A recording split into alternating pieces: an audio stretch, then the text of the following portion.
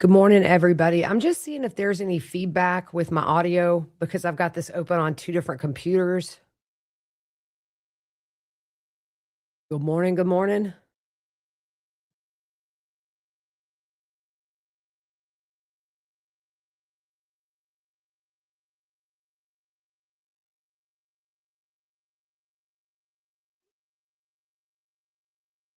Can you guys hear me? Okay, good. So no feedback, nothing like that. Good to know. So unfortunately, I cannot run the music if I'm sharing this other page, which are the Twitter accounts that I'm following to get the latest updates. Kind of figure with a day like today, it's probably better to keep an eye on Twitter. I'm gonna move actually this live update just because it's gonna scroll all day. We'll keep it right here with everybody who is updating. So let's see here. Um, we'll go here. So that way, Brian Entin and Michael Ruiz are always kind of on top of the latest, and JLR investigates. Hey, Cal.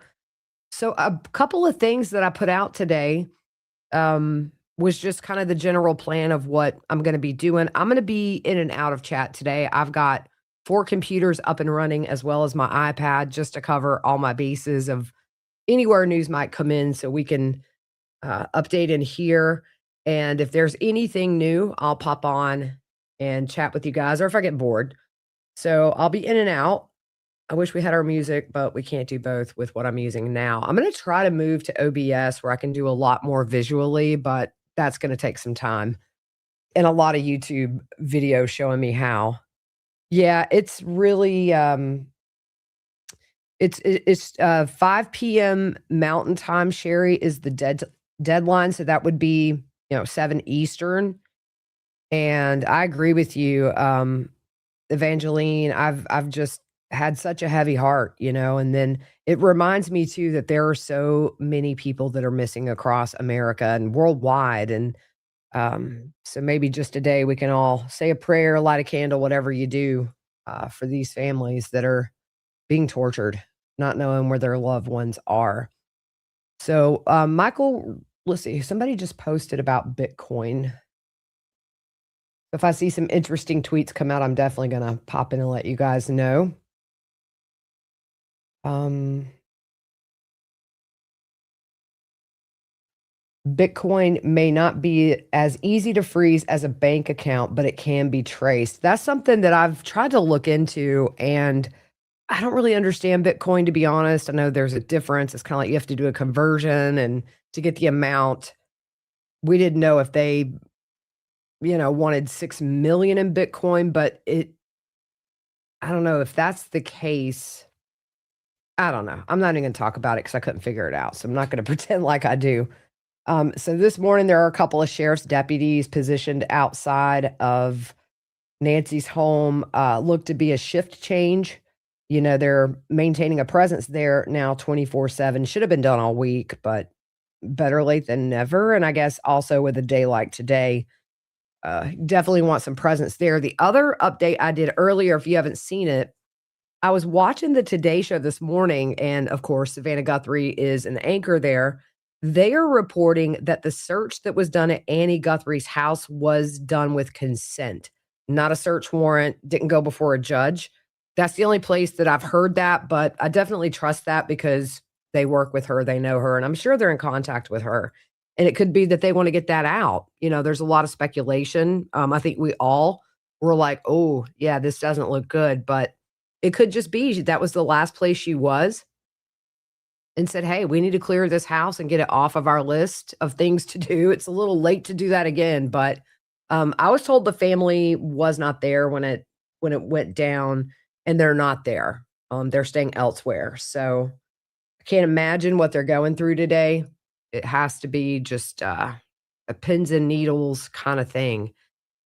The other thing too that I was thinking about, and I put this on my short this morning, is just either way, no matter what the outcome, the trauma that this family is going to carry with them the rest of their lives. If she's found alive, and let's hope and pray she is, she's gonna be traumatized for what she's been through for 8.5 days now, and the family's gonna be traumatized for what they've been through.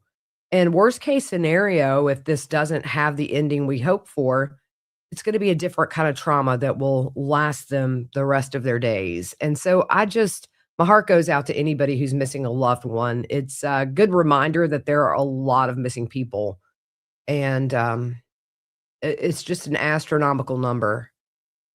So, lots and lots of people out there hurting.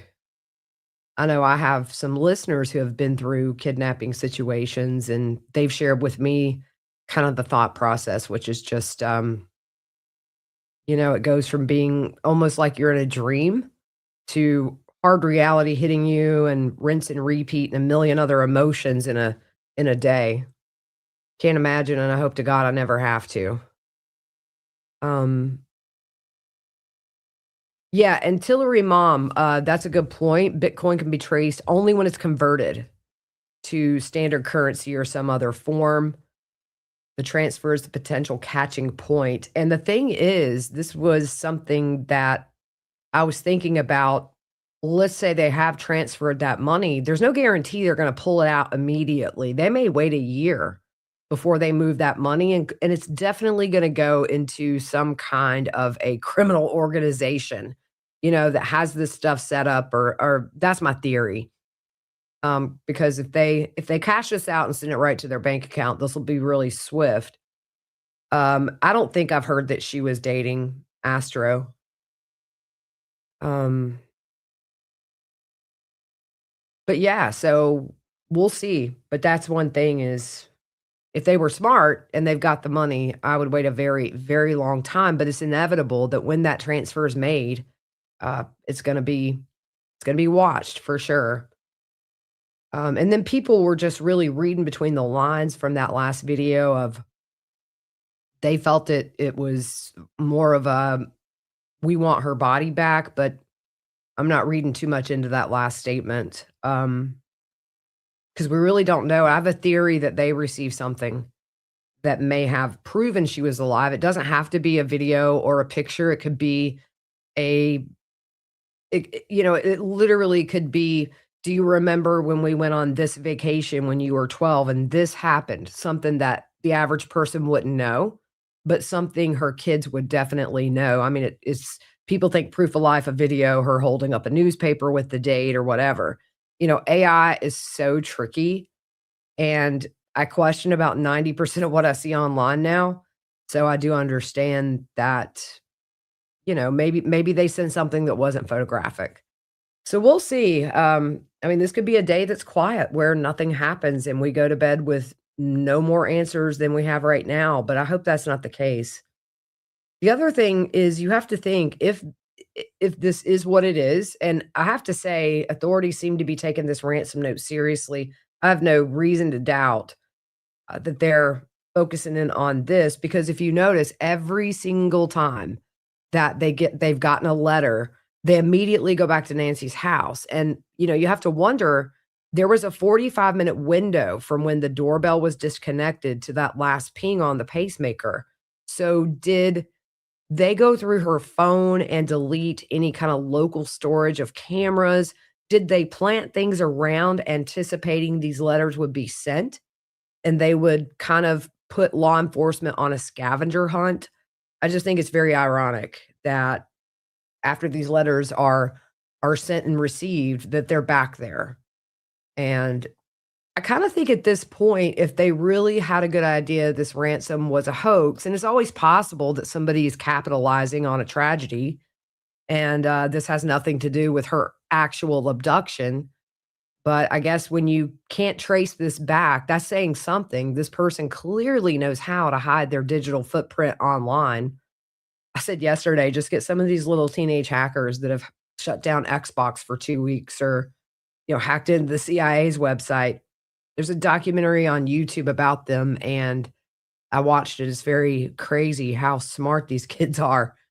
But we'll see what happens today. So I'm gonna start monitoring everything right now. It looks like a lot of the media is starting to stage in front of her house.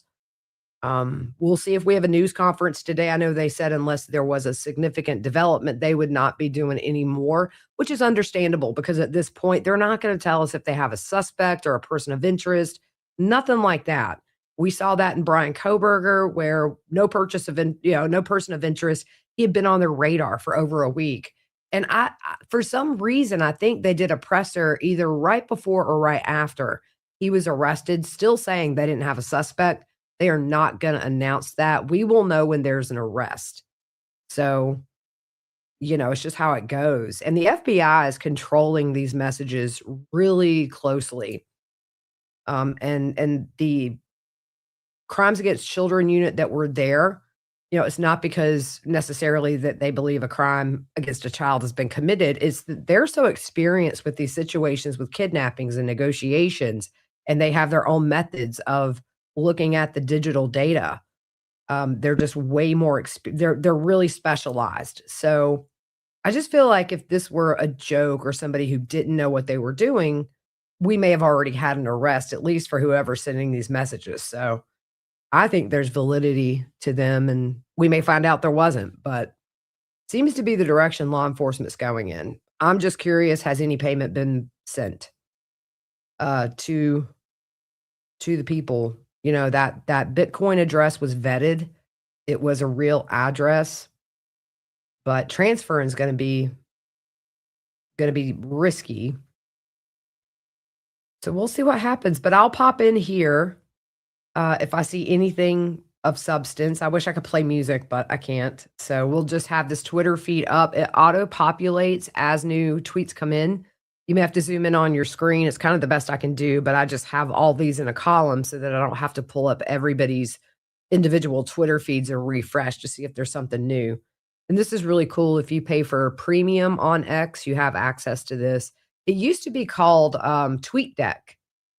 I used it a long time when I was covering trials, but they've moved it to where it's integrated into X, so it's really helpful. So keep your eyes on the feed, and like I say, I'm watching, several things on YouTube. I've got some news feeds pulled up, so if we get anything that I think's worth passing on, I'll pop in, and, alright, so y'all keep it classy, I know you will.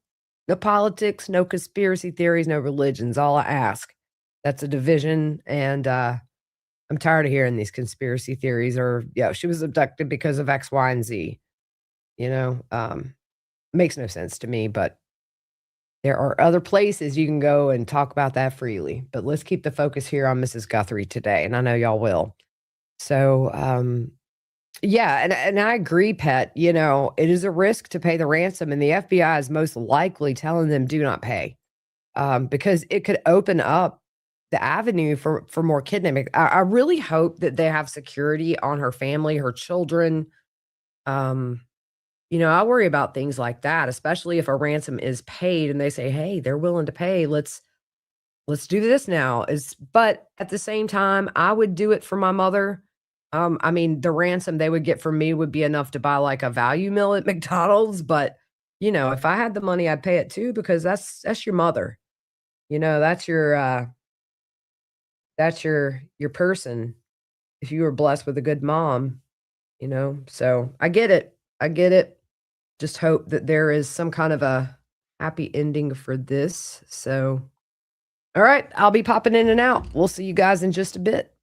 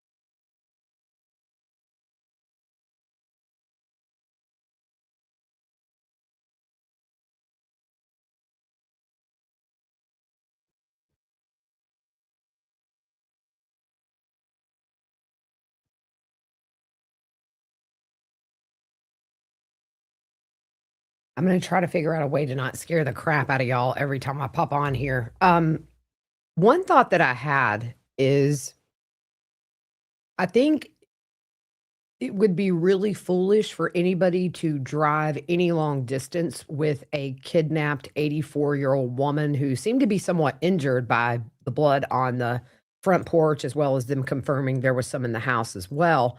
I really do think she's closer to the Tucson area than we think. I just don't see how you're gonna drive 8 to 12 hours with her in the car. You could get pulled over, you could have a wreck. It's just so risky. So for me personally, I think she's in the vicinity. Maybe not right in Tucson, but I just don't see her being anywhere far away in another state, to be honest with you. Because you think, let's say they make good on their promise to return her if the ransom's paid, they got to drive her back in daylight, maybe, maybe not. It could be that they go in the middle of nowhere in the desert in the middle of the night and leave her there and hopefully would send a tip in. Here's where she is. She's unharmed. But yeah, that's just my 2 cents. I just think it's such a risk to go anywhere hours away with a kidnapped victim in your car. I don't see it happening. I know there was some chatter about a private airplane that was making trips from Mexico to Tucson in key times, and it the earliest it ever took off was the morning she was abducted at 4:50 AM. But it really just looks like a business, plane that probably flies people or to vacations or businessmen to and from places, because even if you take a private jet, you have to go to an airport, and there's cameras there. So I just don't see that they would have went anywhere that would be too far that would risk them getting caught. That's just my opinion. Alright, I'm getting a call. Let me, look out.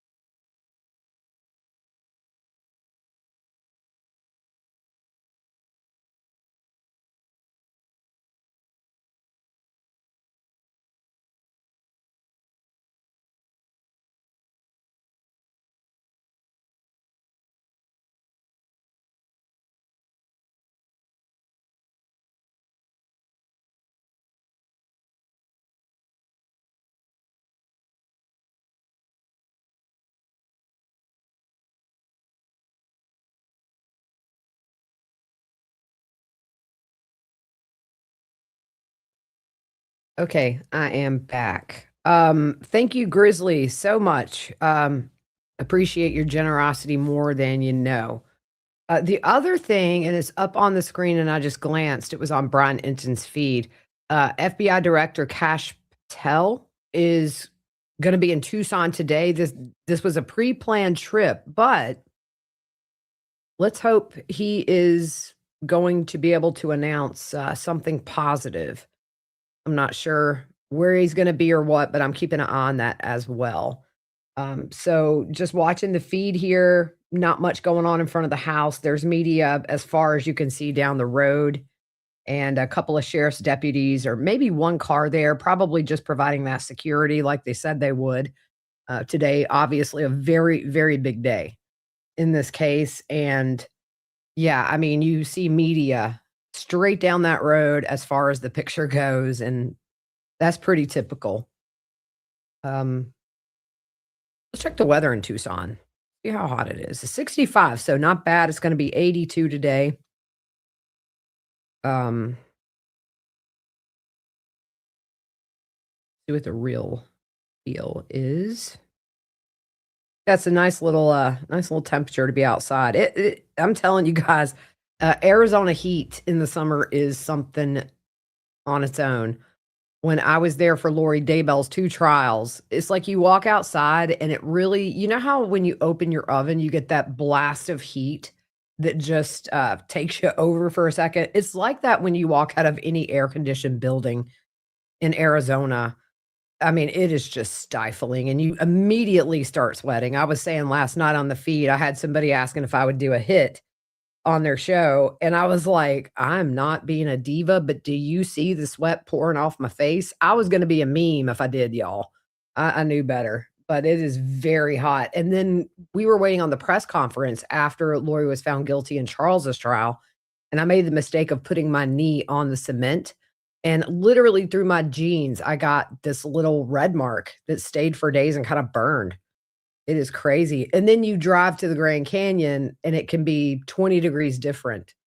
But I was also telling last night, if you weren't on here, um, the first trip, my daughter, my oldest, came with me, and we did the day trips to Tucson, and or not Tucson, I'm sorry, Sedona. One day we went to the Grand Canyon together, and then we went to Tombstone, and then the second trial for Brandon Boudreaux, she didn't come out, and so it was just me, but I went back to, the Grand Canyon, and I was driving back to Phoenix from the Grand Canyon. It was pitch dark. You can't see nothing. I mean, as far as your headlights go is pretty much it, but I pulled over in the desert because you the stars are just next level out there, and my dream's always been to see the Milky Way. I didn't see it when I did, but it is just so dark, and then you hear coyotes in the distance, and there was a post about that the other day. Let me see if I can pull it up. No, I can't, but, it's also mating season, so they were having a party, but this is when they were outside Annie's house while that search was happening inside, and somebody, I can't remember, on X posted a video of the coyotes. It sounded like there were 100 of them, but I'll never forget sitting on the hood of the Jeep I had rented and just started hearing these, it almost sounds like somebody screaming, and it sounded so close, so I got a little creeped out and left. But yeah, it's dark out there. I mean, you can't see nothing. I'm not surprised nothing was caught on camera. And I've seen a lot of people theorize she never made it home, but that pacemaker has to connect to the base station at her house to be able to get that last reading at like 2:24 or sometime in that time frame. Um, so let's watch Brian Entin and see what he is saying. Hey guys, so I'm outside Andy Guthrie's home.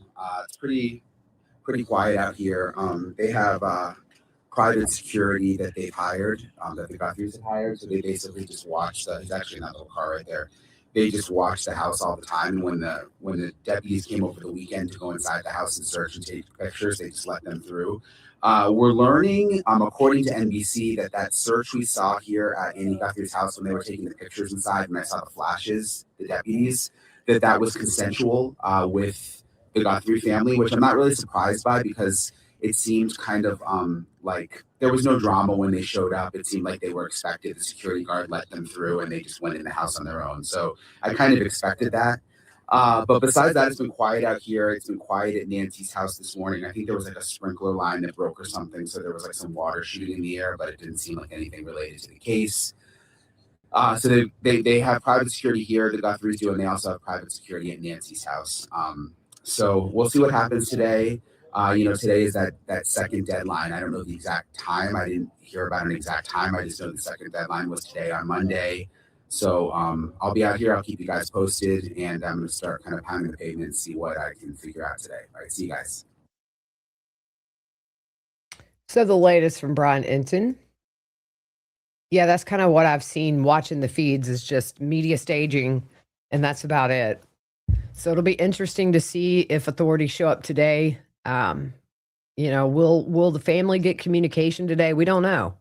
I fully believe they got something that we're not aware of based on that last video. So could be anything, y'all. We could go to bed with no answers, and I hope that's not the case. But these situations are crazy. There's a huge risk in returning her for whoever may have her. You just risk getting caught. You're putting somebody in your car who, I mean, a lot of people know her face now worldwide. So, but at the same time, there is a chance over the last 8 days that she's been able to build some sort of a rapport with her abductors and maybe has softened them up a bit. I mean, that would be best case scenario. I would start talking about their grandmother or their mother, kind of tap into those heartstrings and hope they had a good relationship or have a good relationship with their own family and work from there. But,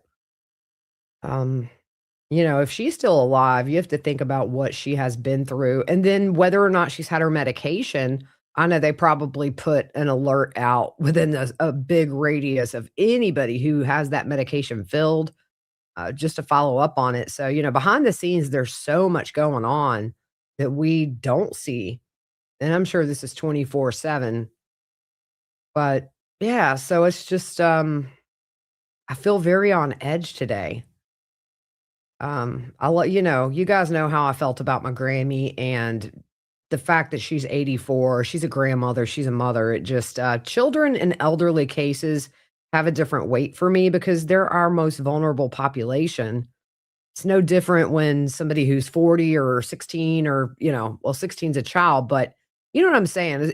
It's not like these cases are more important than anybody who's missing. It's just for me personally, 84-year-old grandma, it hits, a little bit different. And so who knows? I mean, if she's still alive, she could be in pretty bad shape. The stress of the whole situation, given her cardiac issues, cannot be good. Are they going to send a message? Hey, we intended to do the right thing, but something happened and it was beyond our control. I mean, there's so many things at play here that could happen. And all we can do is sit here and speculate on them. So I'll try not to because I don't like speculation. But yeah, JLR's been the best source for live coverage. I mean, he's kept his camera rolling from sunup to sundown and past that. So I've been watching his feed. I'm not going to share his feed. He has allowed other creators to share, but he's boots on the ground doing his work. I don't want to capitalize on that. I respect the hustle, to fund yourself to go out there and do this independently. So I know a lot of people have their feelings about him, but I am grateful for what he has put out there for us to really be able to follow along on a regular basis. Because at first there were a lot of live feeds going and they've kind of dwindled as the week went on, but it is nice to be able to see what's happening in real time in front of the house, which as of now is nothing. So I have no clue if Ashley's been reporting. I think she maybe uploaded some other episodes. I'm not sure. Yeah.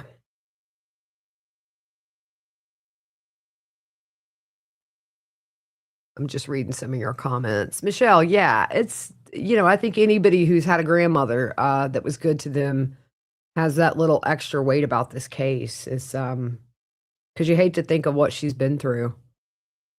But, I've talked about this a couple of times to also see some of the just absolutely vile and hateful comments about her, based on her beliefs or her political beliefs or whatever. It's just like, man, the human condition needs some work.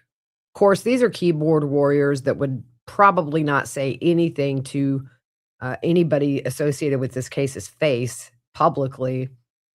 But it's just the fact that you think that and put it out there for the world. It just shows that, you know, man, we got some work to do. We got to find some love, y'all. These divisions are just so bad.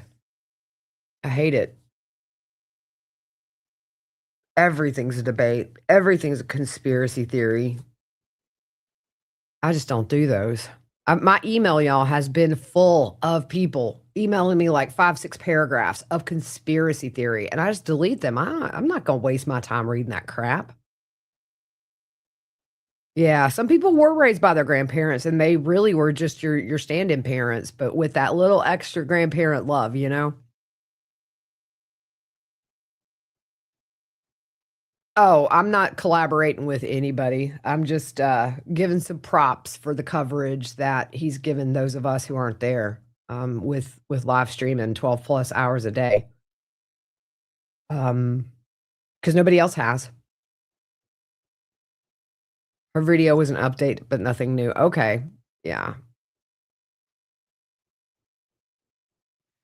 Yeah, real happy. The only thing stronger than hate is love. If you strip us down to our base levels, we're all the same in a lot of ways. We've all had different experiences that shape who we become, but at the end of the day, we're all just human, and we all have more in common than we think we do.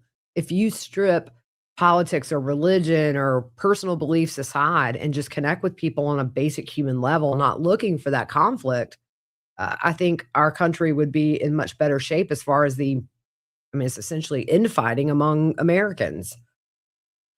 It's played out. I actually have a Google Chrome extension that removes politics from my Twitter feed and my Facebook feed, so I don't even see them.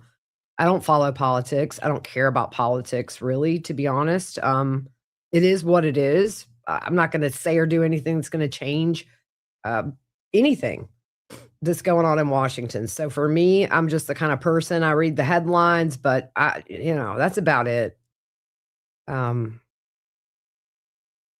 People just put messages out there to bait others into an argument or just resort to pathetic name calling. And it's not just one side, it's both. And it's people in the middle. And man, people are just so obsessed with their views, and you're not going to change anybody's way of thinking with snarky messages or just insulting each other's grandmas or whatever. It's just crazy. I'm just a big hippie. I was raised by hippies, so I'm just like, can we all just get along and put everything aside and just connect on a very basic level? Because, there's so much crap out there. Drives me bonkers. I don't care who you support. I care about who you are as a person, and that's where it ends. I appreciate you, Sarah. Yeah, Grizzly. It was a pre-planned trip, Grizzly. According to everything I've read, it was something that was already in place. But what a day to have a planned trip because the FBI is really taking the lead on this. And so, if there is a break in the case, and hopefully positive, I'm sure we would definitely get a press conference. We'll probably get one either way from him about this situation. Um, So I'm curious to see what he has to say, but whatever he has to say isn't gonna be anything earth-shattering for us to hear either. Not gonna tell where they're at in their investigation so the real news we're waiting on is from these people up on your screen who are boots on the ground and hear something first. So that's why I keep this feed up all day, just to keep up with what people are hearing on the ground. But how awesome would it be to get an alert that she's alive and well? Probably not well, but that she is alive and will be with her family.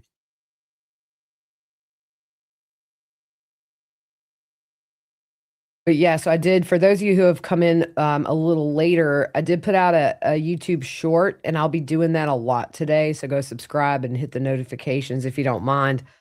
Um, is that they are saying and we just played Brian Entin, but, yeah, the Today Show put out today that that search at Annie's home was consensual, so, you know, they have to cover their bases, that was the last place she was. But when that was live streaming, I was like, "This could totally be consensual," that they gave permission and said, "Yeah, go do what you need to do so you can cross that off your list," or whatever. I think the fact that we haven't seen anything since that search or heard any news, um, is probably a sign that they found nothing there. It looked like they were using luminol.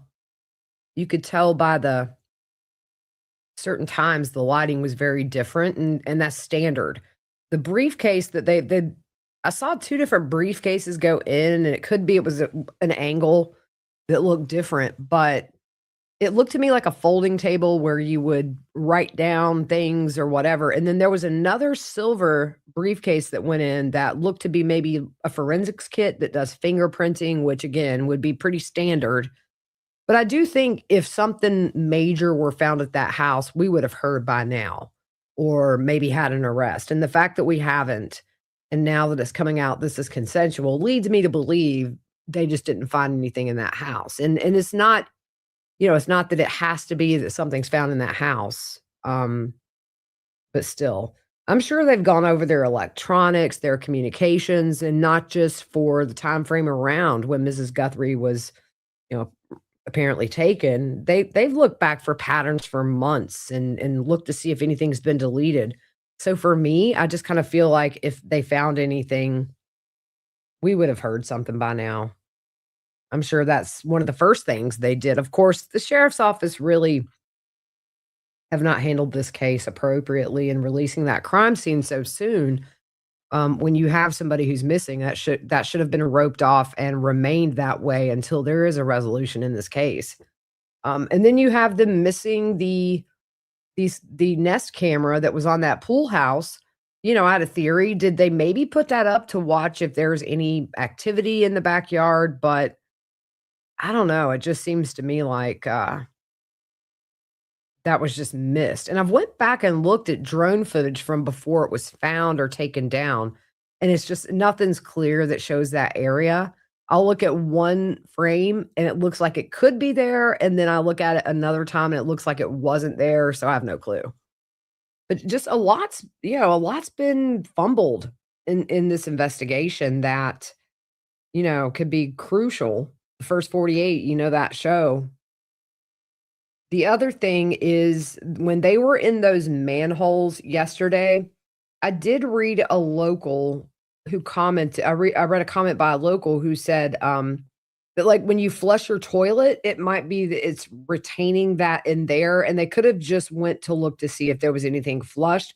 I've heard other people say, like, it's water, it stores water. I've heard people say it's, like, sewage.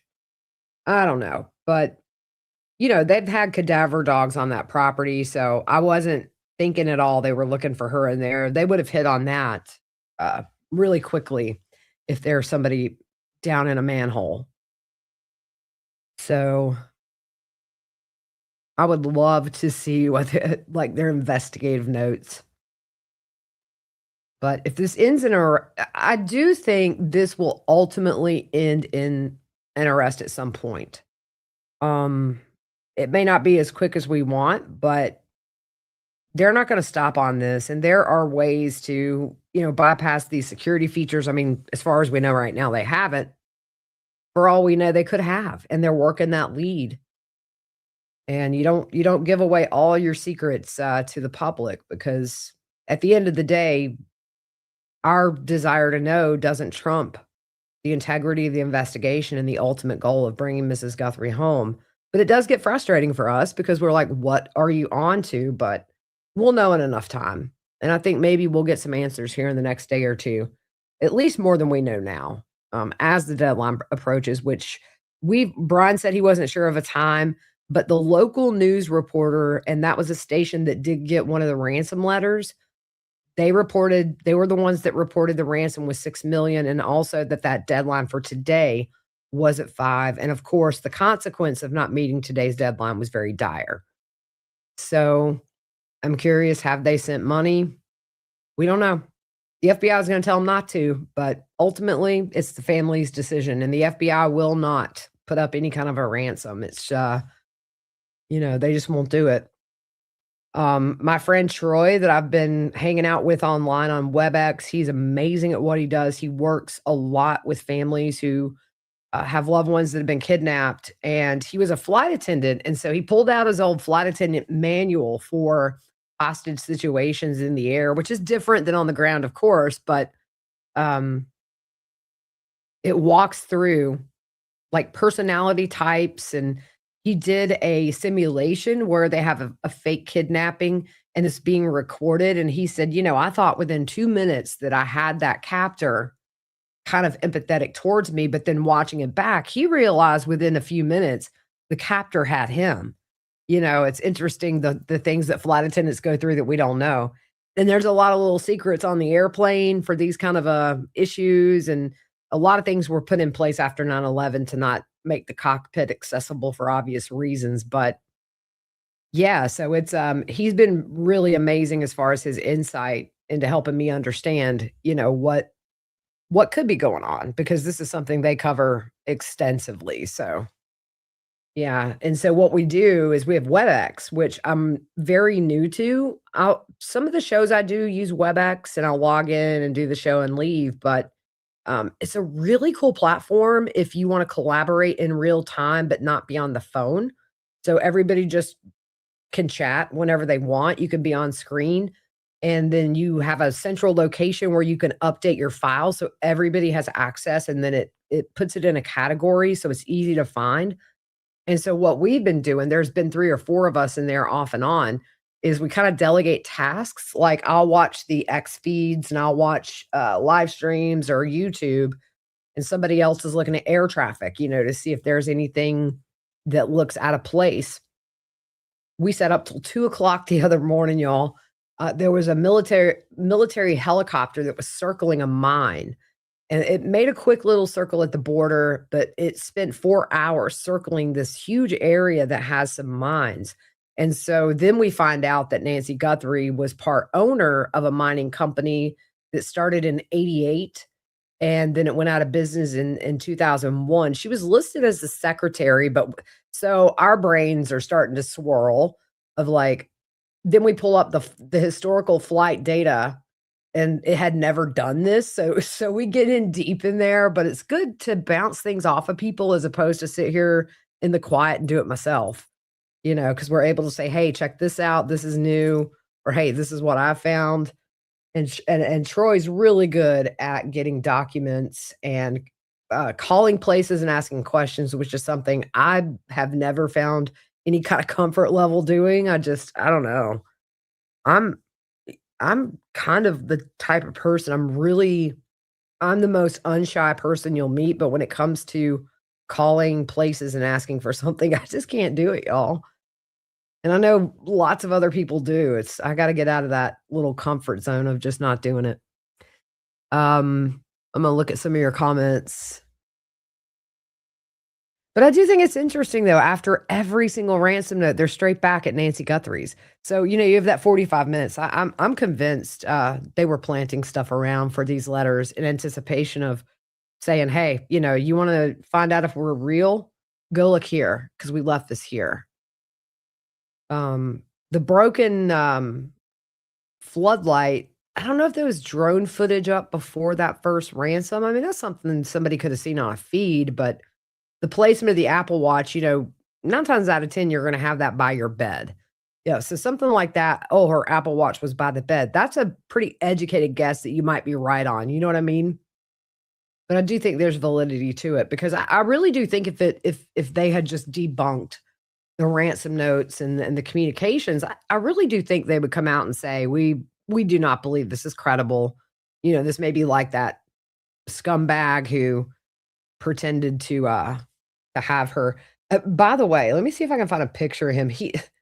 I don't know why, I don't talk about people's appearances, but if you haven't seen a picture of him, um, he reminded me of the guy from Breaking 2. Was it Ozone? If you're from the '80s, you know this. Let me see if I can find, uh, his picture. I don't know, he just reminded me of somebody that was on, like, Breaking 2. Let's show this picture. Hang on. This guy here, I was like, I swear he was like an extra in Breaking 2. Um, I try not to be petty, but yeah. And that's the thing is people like this don't think. You think it's cute, you think it's funny to do this to families that are in a crisis, but the government doesn't think it's cute or fun, and this dude's probably facing some major prison time, because of being stupid. People stink, man. I tell you what, I don't know how people, like, lay their head down at night. Let me share this other screen back. Doing the things they do, I mean, it's just like, gosh. But he also had been arrested in the past for frauding, like, I think it was Child Protective Services he may have worked for, and he was arrested for, like, some kind of a fraudulent activity with, unemployment or something like that, so, you see who you're dealing with there. But anyways, I try not to be somebody who makes fun of the looks of somebody, but I swear every time I saw him, I was like, "Dude, he was on Breaking 2, Electric Boogaloo." Do y'all remember that movie? Yeah, 5 PM is what we're hearing, True Crime Butterfly. I mean, that's what, the local news station reported that got the letter. Um, let's see, what did self-esteem say?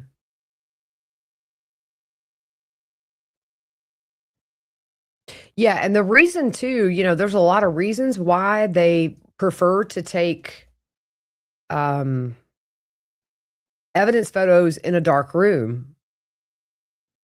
The casting of light can hide evidence. It looks better on screen in court. Um, Ambient lighting can really mess up the photos. It can, like fibers and things like that. If you have overhead light, it can affect what you're seeing when you're taking photos. So I'm sure they had some kind of specialized light or something. And that was all the sheriff's office. That was not the FBI. And they're very capable to go in and photograph, a home or take dustings for fingerprints. Let me pull up my notes about the benefits of taking crime scene photos in the dark. Um, Flash reveals details better than floodlights. It creates sharp directional light, reduce confusing shadows from lamps or ambient light, can also highlight textures like footprints, blood spatter, fibers, tool marks, or shell casings. It's also easier to spot blood and fluids with oblique lighting, or low angle light. Blue lights or UV lights for illuminating potential blood cleanup or any little specks of blood. And then consistency for court. It accurately shows where items were found. It preserves the depth and the distance in the photo, and again captures stains and angles and relationships between objects. So, yeah, that's some of the reasons because they did have the lights off in that garage. You could see them with a flashlight, and then you would see the camera flash, and Brian Entin said those flashes were going on pretty consistently the whole time, but we definitely, have now heard that that was consensual, so hey, I need to start a live, Billy Wagner's in court. Let me hop out of here and start a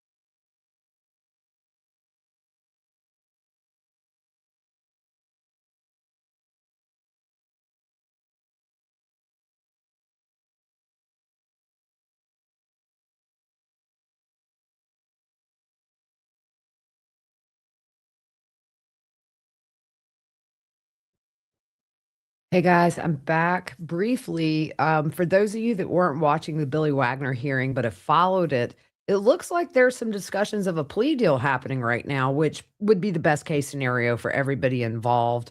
It's going to be 10 years this year that the murders happened. 8 people killed in the dead of night over 4 separate residences. This judge, I'm not a fan of, he gave Jake Wagner the chance of parole after 30 years because he praised him for telling what happened that night, his involvement in murdering 5 people, including the mother of his child who was nursing her newborn when she was shot and killed. Can't stand this judge, but that was kind of what came out of that hearing. So, a lot of the things the judge had to discuss was kind of off the table because a higher court overruled him and said that the death penalty could remain in effect. So, with that, clearly that may have sparked some negotiations between both sides. They're not there yet. I do have to say, Billy Wagner looked a little bit defeated sitting there. I've never seen him kind of just, he kept shrugging his shoulders. His attorney was talking to him after he left and, just, he seemed a little bit defeated, which good. He should be defeated and he should go away forever, as the rest of them too. I think Angela Wagner's sentence puts her getting out in her 80s. It's a straight sentence. She got 30 years. So she is the only one who has a chance to get out if she lives to be that old. So, what a horrible family. I mean, just human garbage, human trash, garbage. Can't stand it. But anyways, I just wanted to update you on that. I'm gonna actually go ahead and I'm gonna refresh this page and see if we have anything new. They usually update, but yeah, no new updates anywhere.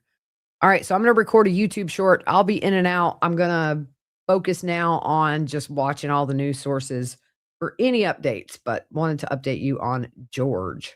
Hope you guys can hear me. All right, we'll see y'all in a bit.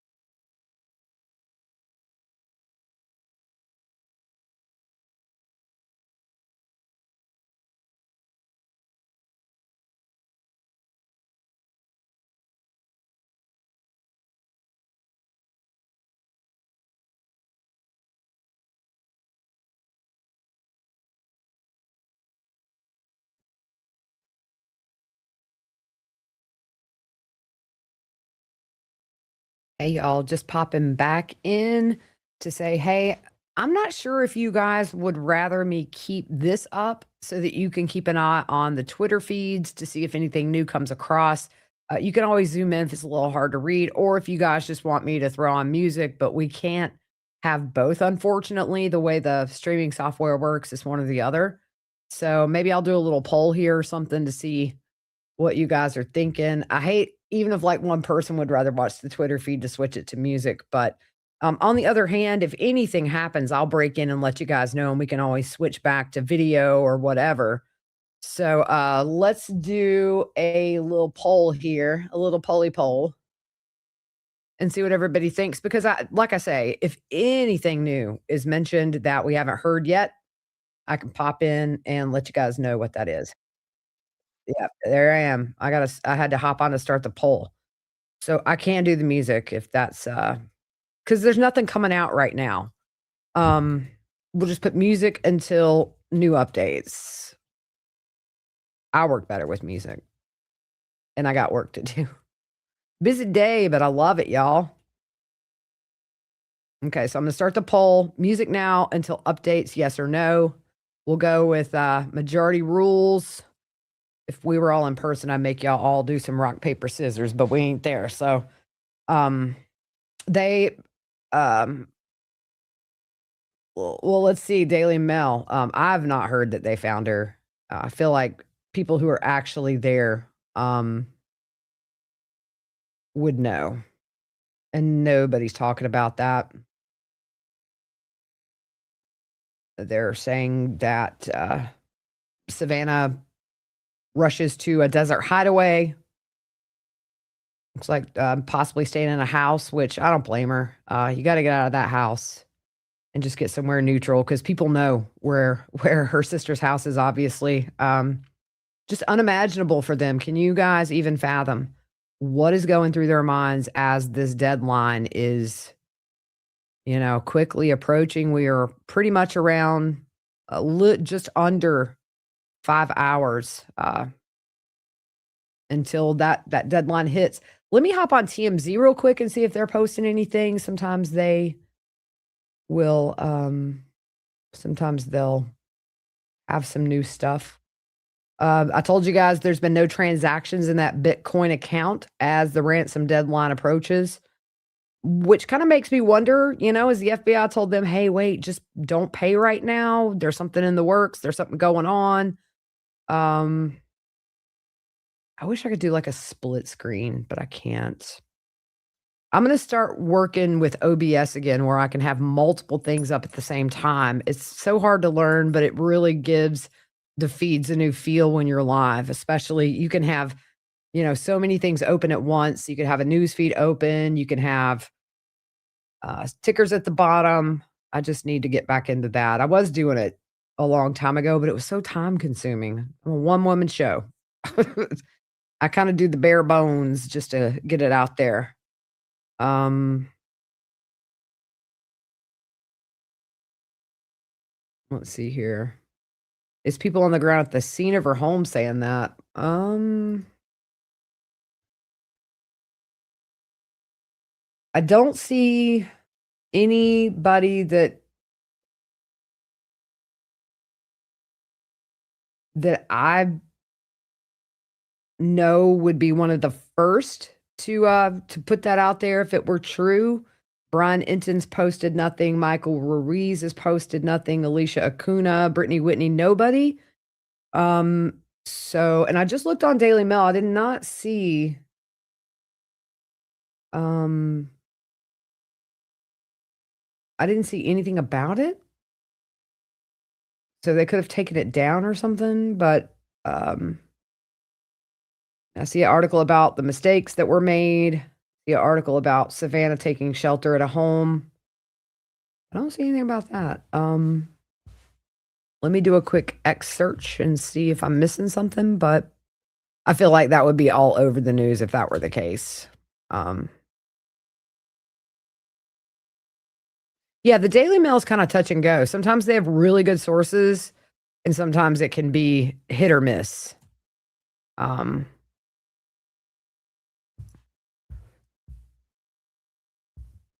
See here.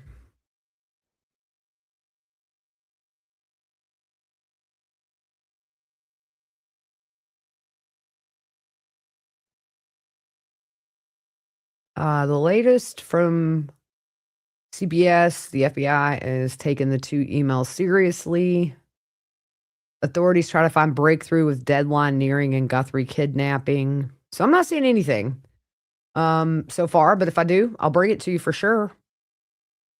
Yeah, my alarms would be blowing up as well as my phone because I do have friends on the ground there. So I'm like, if you hear anything, you better text me. Yeah, you're welcome. I'm always happy to check to let you guys know. So what I'll do is I'm going to switch to some music. In the meantime, I might try to see if there's a happy medium that I'm missing for having the Twitter feeds up. But it seems like let me check the poll though. Maybe I am 56% yes, so that's majority rules. And in the meantime, y'all, I will try to see if I can split the screen and have music in the background. But for now, let's pop on some music. I'm gonna get to work. I've got a few things I got to do here for the podcast, but I'll pop in and out. Of course, if there is anything new, I'll get an alert. I'll pop in and let you know. That way we have, that way you guys have a place to be, and I do the hard work for you searching all the sites nonstop, talking with my friends on WebEx. We're all doing different things so that we have every avenue covered. So that way, if something breaks, we kind of can make sure we get it first and not first. I mean, obviously, we wouldn't be first, but we can bring it to you very quickly with multiple people doing different things to keep an eye on current updates. So let's start some music, and I'll be back to see y'all in just a little bit. I gotta work on a graphic for my daughter.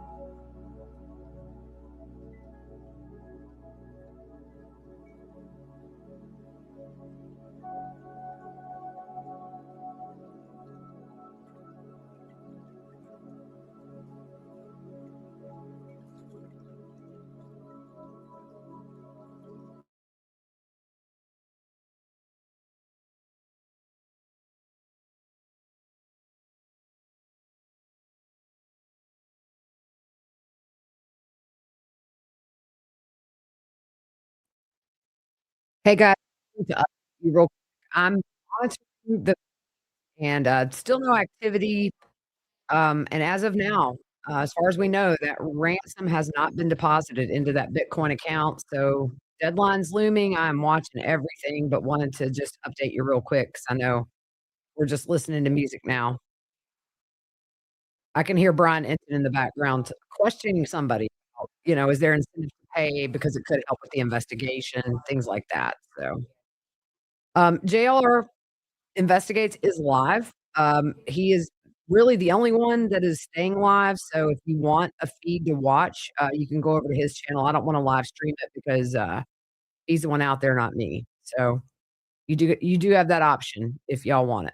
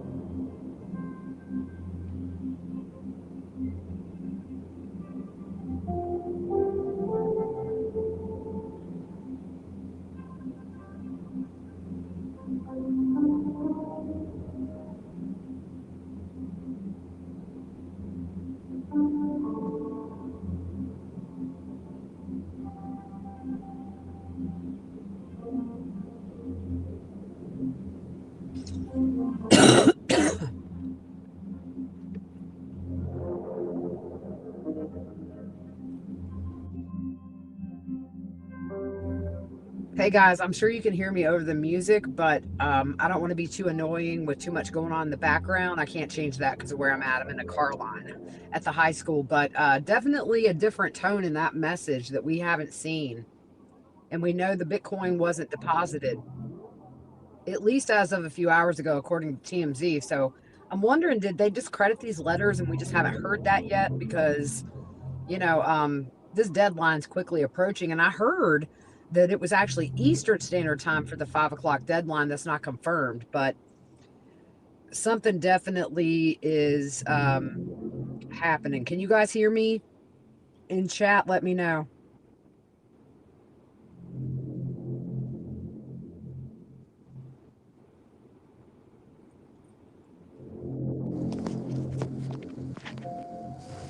Can you guys hear me? You can hear me? Okay, good. Did y'all hear what I just said?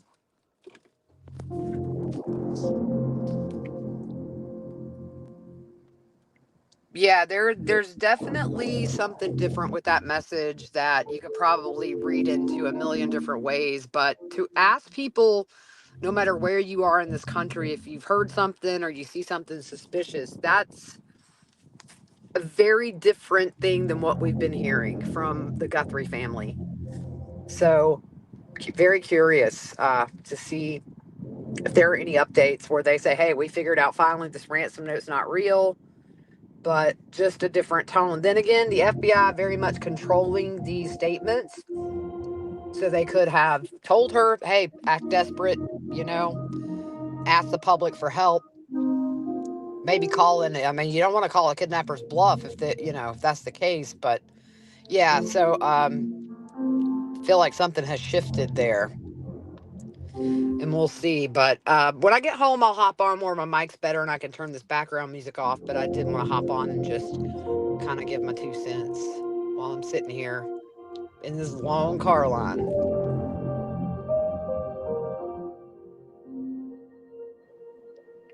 And that is so true, Aaron. If these notes have been discredited, then yeah, we've lost, a lot of days, and the investigation started off pretty shoddy as it was. So that would be huge.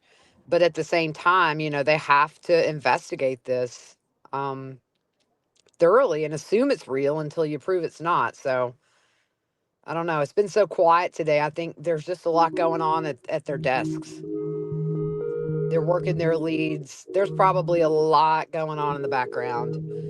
I would love to be a fly on the wall, but I can't. So hopefully they'll update soon. And when I get back, what I'll do is I will put back up the Twitter feed since we've had the music for a while and just watch as any updates come in.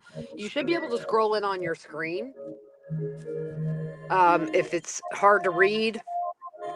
But that way we can see what the people on the ground there at her house are saying they're hearing. So we'll do that. And I'm going to pick my girl up and get her home. She's got headshots for the pageant she's in. Lord help me. I'm a tomboy. I'm not about these pageant things, but she wants to do it. So I'm going to be on and off the road till probably about 7 back and forth. But I've got 3 things in my car right now keeping me updated verbally. I'm not looking down at stuff, so don't worry. But at least I can go live mobile if I need to or hop on here. So, all right, I'll see you guys when I get back home.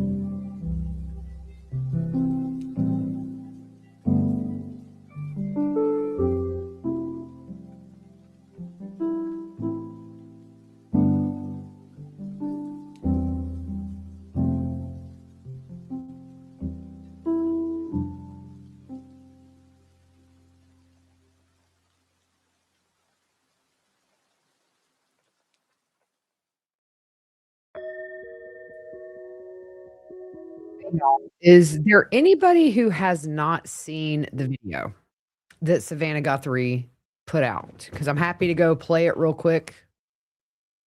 I'm back home, not for too long, but if anybody hasn't seen it, I can play it. There is something different about this message, y'all. I was trying to talk in the car line, but I'm also trying to make sure I don't rear end anybody and that kind of thing. But yeah, there's a different air. All right, I'll play it. Hang on just a second. Let me share my screen.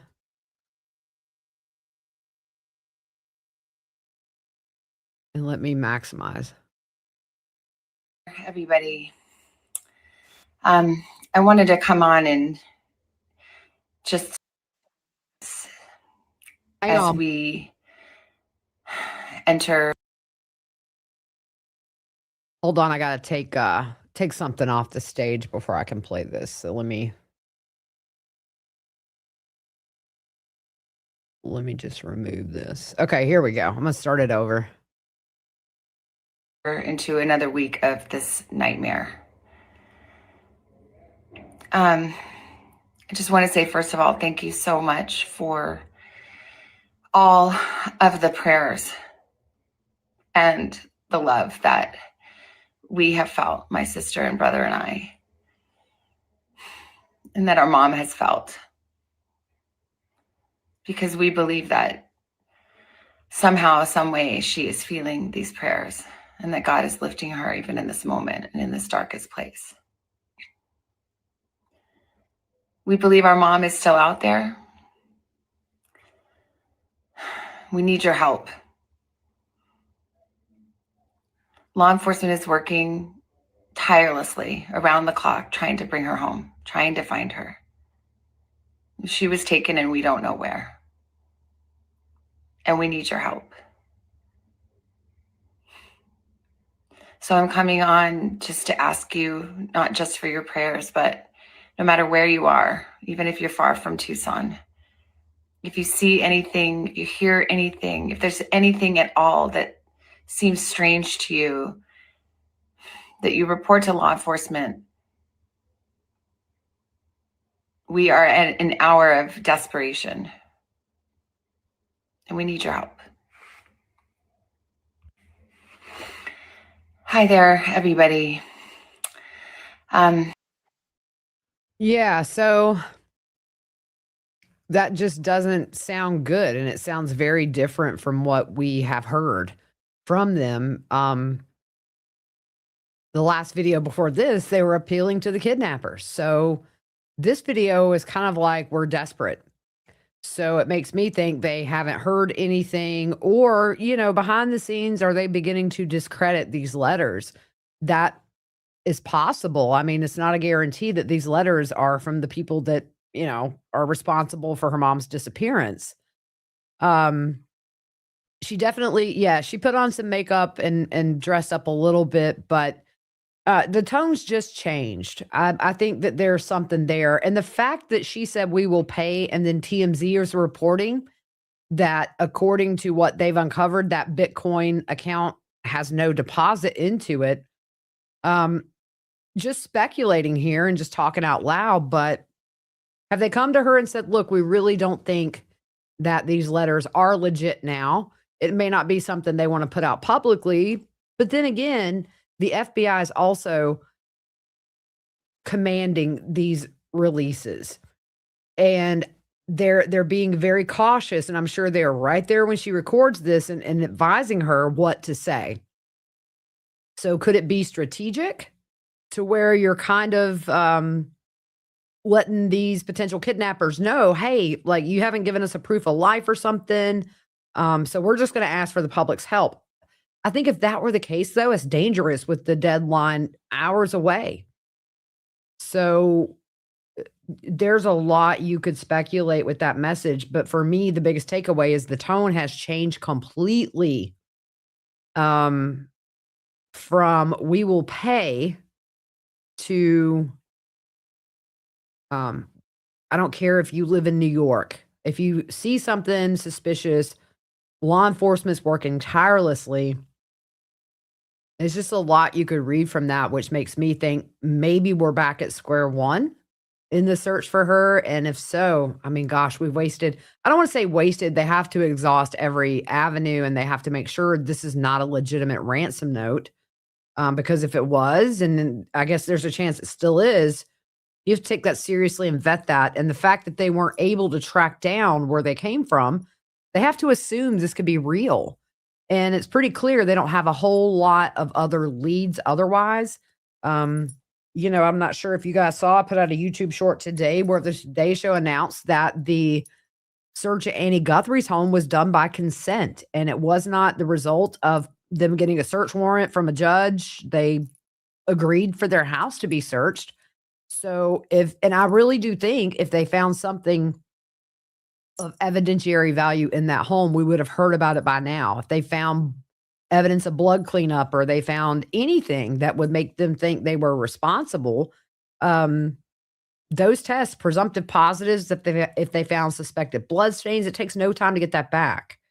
So I just kind of feel like, I don't know, it just makes me feel like they're at square one. But then again, the FBI might have said, hey, we need you to go on and act desperate. Just plead with the public for help.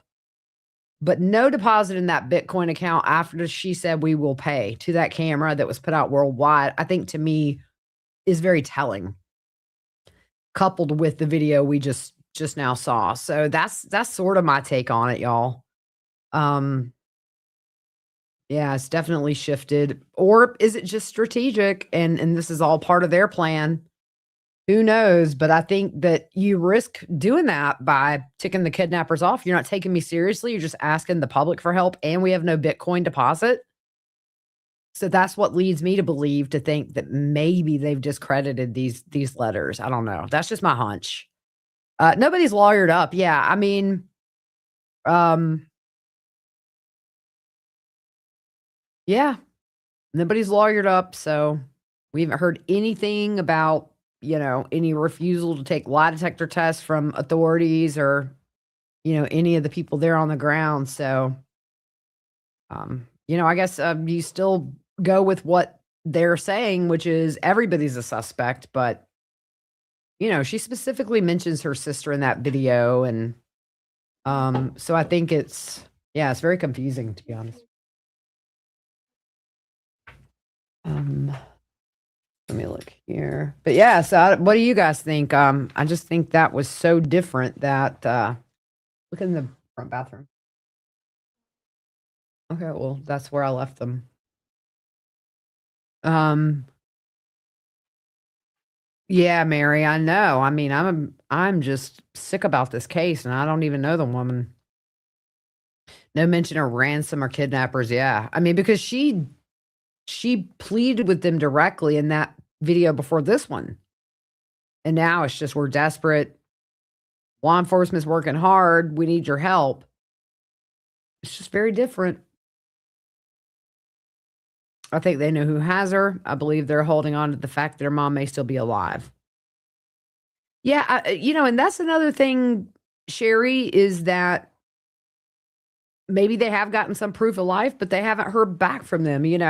I if this is all legit, I think that they probably received something. And you go back to the fact that law enforcement has run back to that house every time a letter's been sent, and they're on the property searching. And I think it's a scavenger hunt. So one part of me is like, I think the notes are legit, but the other part of me is like, this message just threw me for a huge, huge loop.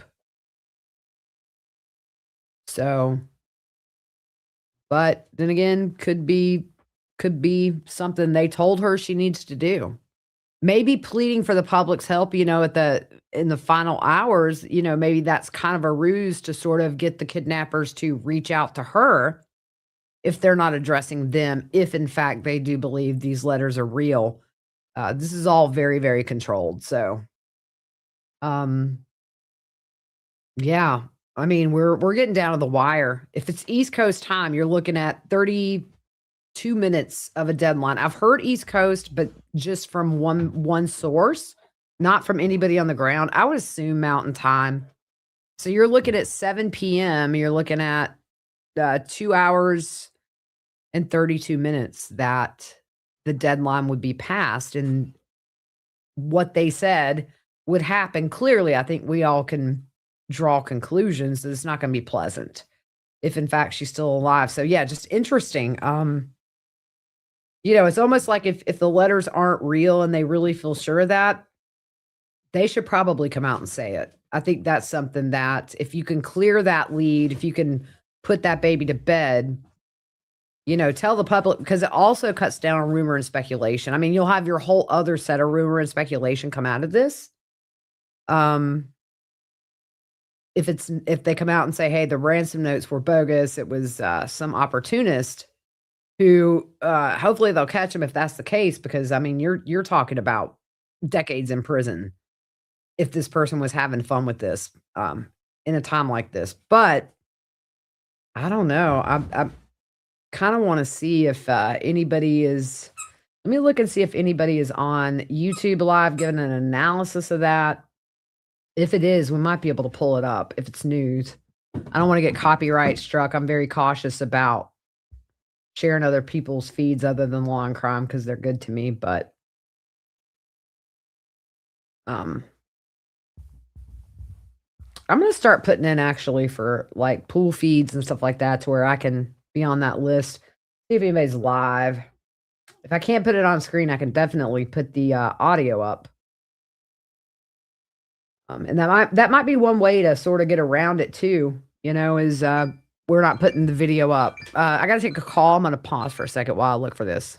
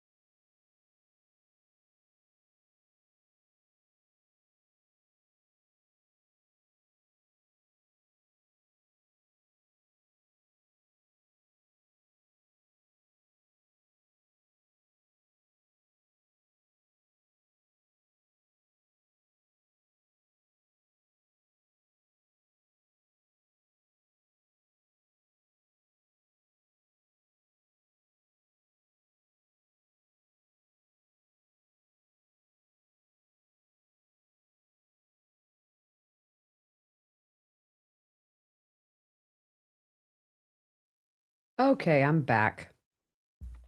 Had to take care of a couple of things, but yeah, I just feel like something's different here. The air is very different, and a lot of people online apparently feel that way. Just kind of looking around, people are like, something's changed.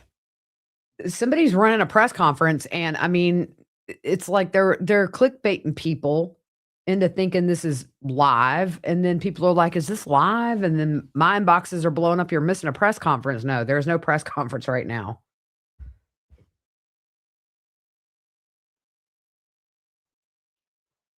I'm pulling up JLR's feed. He's the only one live streaming there.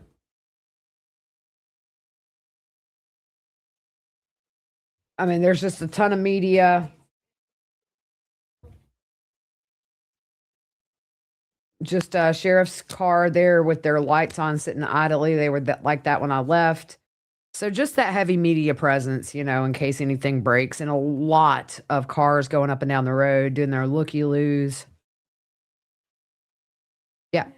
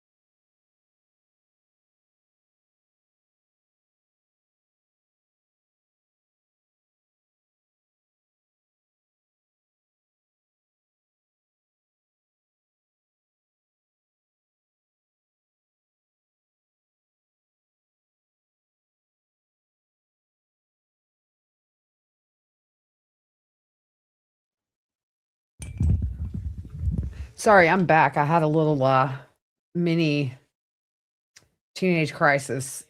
Sarah Rose has got to go take her headshots for this pageant, and she couldn't find the shirt she wanted.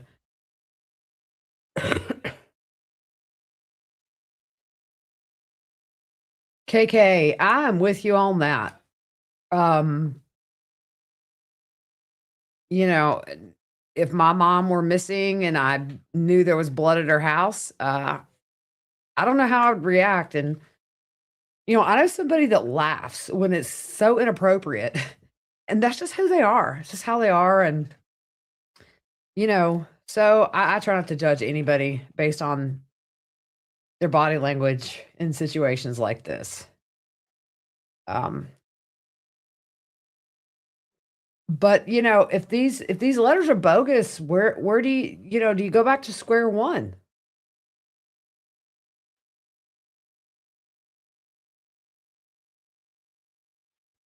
Wardrobe crisis, putting it mildly, real happy. I thought like we were being nuked or something the way she ran in this room. Teenage girls, I'm telling you, my poor babies. Raised by a tomboy mom.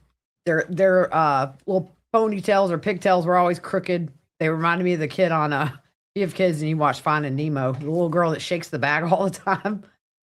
Yeah, that's how their pigtails looked. In fact, I was so happy when Taylor got old enough to where she could do Sarah Rose's, and I've never been able to braid. It's embarrassing. I was really good with my son's hair, but that's what happens when your mom's a tomboy. Those poor girls. Yeah, this case hits me hard because y'all know how much I loved my Grammy, and I just ever since I was a kid, I've been very, very drawn to elderly people. And I've always appreciated the wisdom they hold and the life that they've lived and everything they've seen. I'm a softie for children and elderly. Those cases just hit me very differently. Not that to say that any other crime is any less tragic, but some things just have a little bit of an extra weight to it. And to me, she is a grandma and a mother, and that's exactly how I see her. I don't see her as Savannah Guthrie's mom, to be honest. I've never really watched much with Savannah Guthrie. I know who she is. I think she's absolutely precious and adorable. But, to me, this is nothing more than a missing elderly woman who is in grave danger. Potentially, if not, we've got other bigger issues that are tragic. But yeah, I've been so disheartened to see some of the comments. It's just people have no heart, and God forbid they ever walk a mile in Savannah and her siblings' shoes. All right, let me see how much money I got to put out for this pageant. Oh, I just don't like pageants, y'all. I think they're so unhealthy for the psyche. There we go. Hey, like I say, I'm just gonna sell some feet pictures. I'm kidding.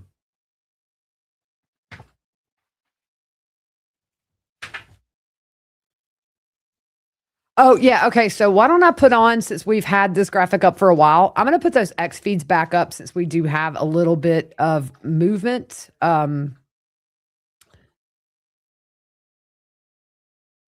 Since we have a little bit of movement in this, let's do that. I think it's appropriate for the moment. So let's see here. Stop screen. Let's share screen. I'll try to zoom in as best I can, but you really let's see here. How can I do this? Can you guys read that okay? Or I mean, I really can't. If I zoom in, you see it just takes you right to one account. So I've got kind of the ones that update the most, starting with Brian Entin here. These are the most people on the ground that tend to update. So why don't we just leave this here with the feed? That way it updates in real time. I don't have to refresh, and you guys can see what's happening, because I'm going to be on and off here a little bit, but can always hop on like I did. And at least I won't have that music in the background, keeping the Twitter feed up. JLR is the only one who's live. So if you want to see a live feed from the scene, it's just the same fixed shot of the sheriff's car. You can go over there. He's live now. I don't see anything else on YouTube. It's not another content creator, and I'm definitely not stealing their stuff for sure. So JLR's actually got 2 feet. Okay, that was actually old. Okay.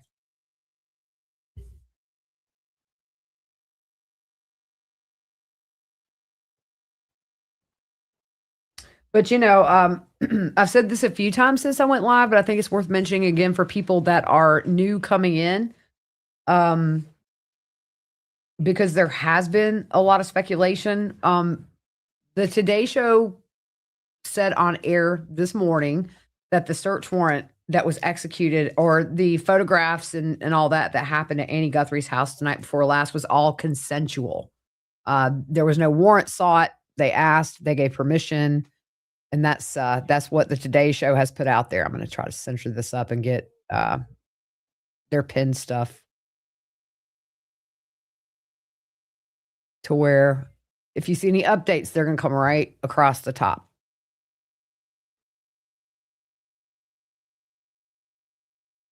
All right, I got to run something to Sarah. She's got to sign.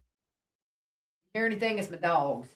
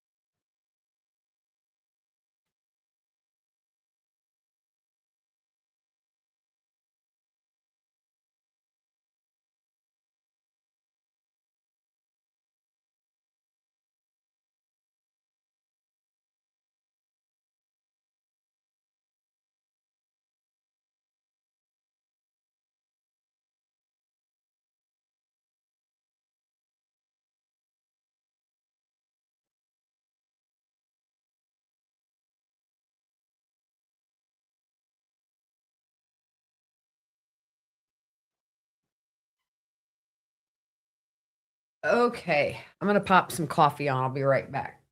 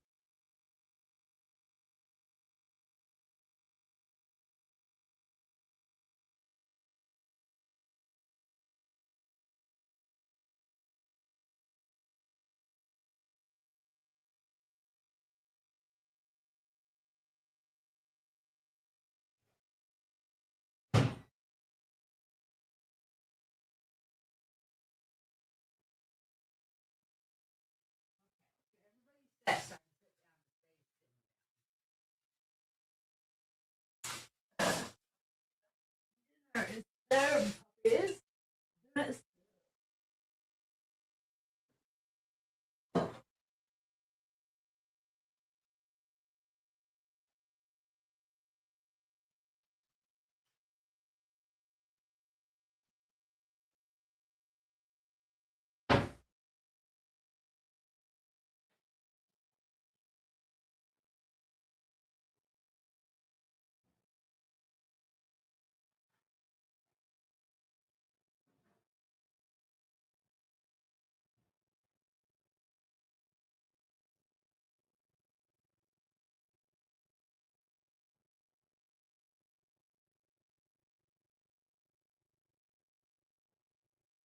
water, fresh food.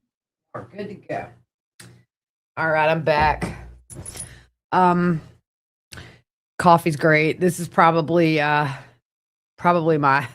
8th cup of the day. Oh, I didn't take my ADHD medicine. I find on days where I don't take it, I drink a lot more coffee, which was a clue, according to my doctor, all these years later, that I had ADHD. People tend to drink lots of caffeine for a reason when you have ADHD that is undiagnosed. I was undiagnosed for over 40 years.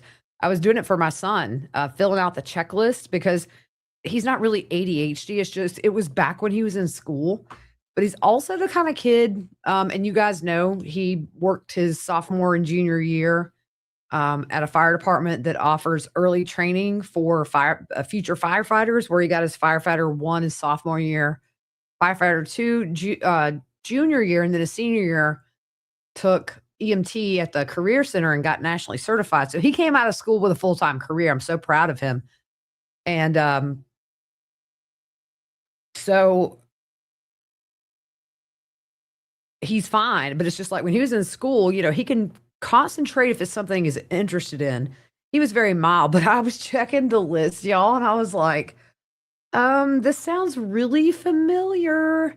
Oh my gosh, like this is me right here on this list, every single checkpoint. So my internist doesn't handle that. So she sent me to like a psychiatrist, and nothing wrong with going to a psychiatrist, but like for me personally, I don't need one. I'm emotionally, I feel pretty healthy, and I'm on Lexapro since Grammy died. It has helped, but yeah. So I sit down and they look at the checklist and they have me answer like 10 questions.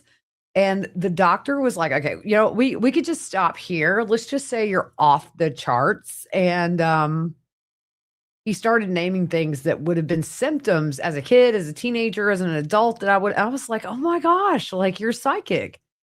And I'll never forget when the medicine kicked in. It was like a week that it really settled in and started working.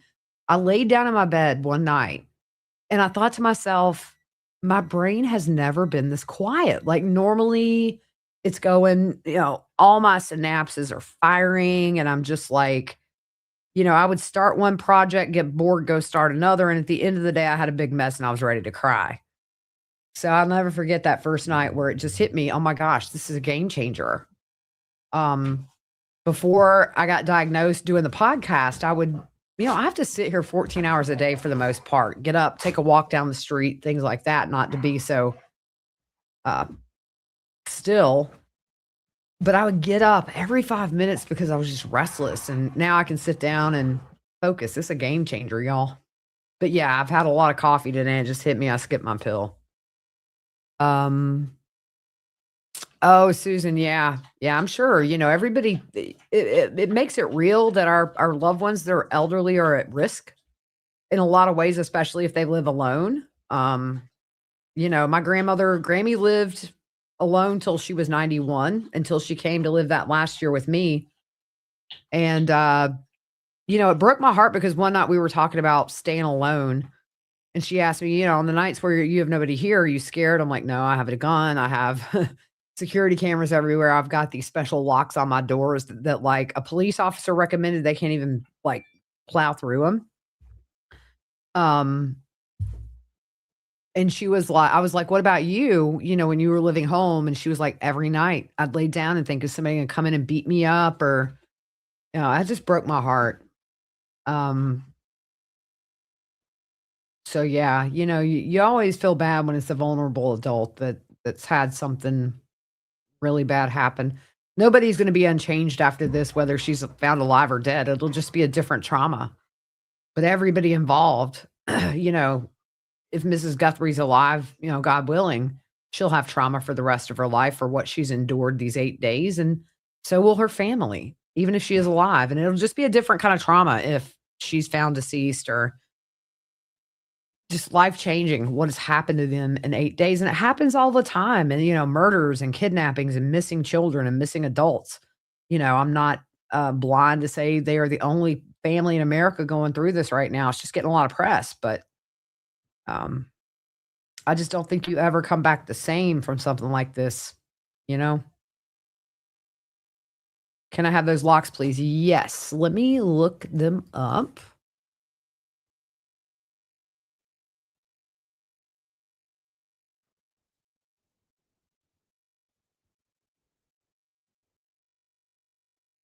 Let me find the link.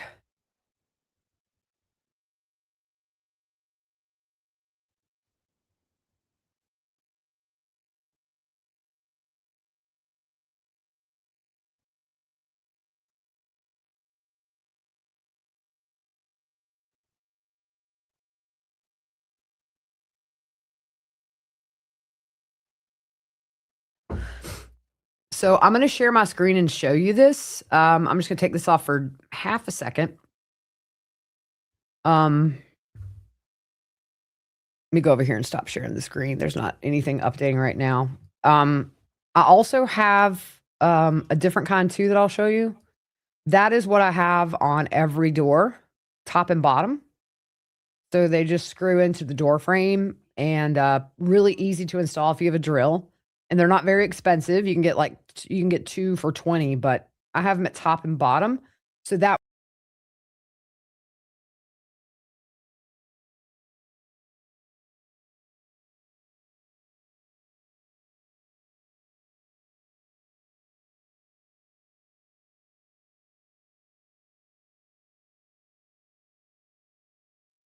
yeah, I totally just X'd out of the program that I'm using to stream. Let me show you the other. So I have those 2, and then I have, this. Let me pull it up. This was recommended to me by law enforcement, because I get some creepy Twitter inbox. I still do, but, so I use the top and bottom on that, and then those, and then I have, some locks for my windows as well. I've every window's armed, every door is armed, every corner of my property is being watched by cameras and the security company, so just this day and age, you can't be too careful, especially when you start getting some creepy little messages on your ex, which I told him what I thought of him and said, "I dare you," essentially. I probably shouldn't have been such a smarty pants. My door's brand new. They're pretty heavy duty. Yeah. But you can use these with a basic door. That's the thing. It doesn't have to be some really expensive metal door. Um, they work on any door. Probably not a wooden one, but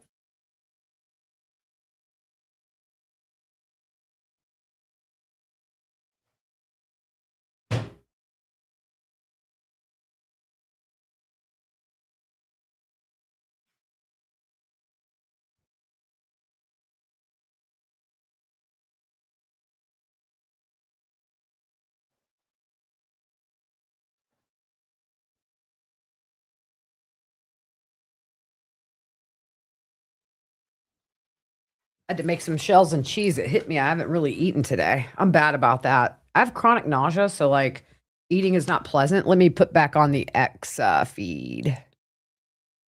Take that off. I'm so discombobulated today. There we go.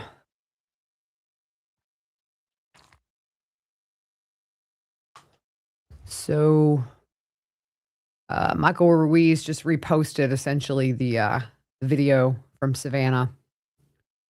Then we have people outside praying at her home, and then Brittany and Ashley still just have that video up. And I don't see anything live on TV like on network, but if I do, I will just put the speaker up to the mic so you guys can watch. Yeah, so actually if you go on Amazon, I'll write down what you need to search for. Sometimes the links aren't clickable, but I'll put the link. You can copy and paste. All right, so let me get this. This is for the door jam, the long one. All right, there. I get no kickbacks, just care about my people. And it was recommended that I get one for top and bottom for the metal.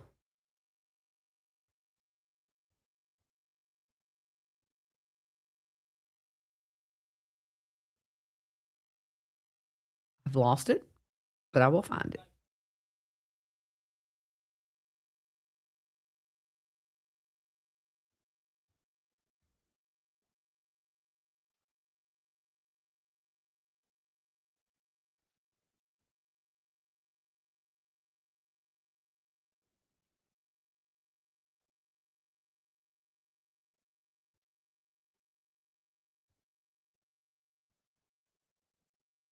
And now I can't find the little silver ones, of course. Scroll through.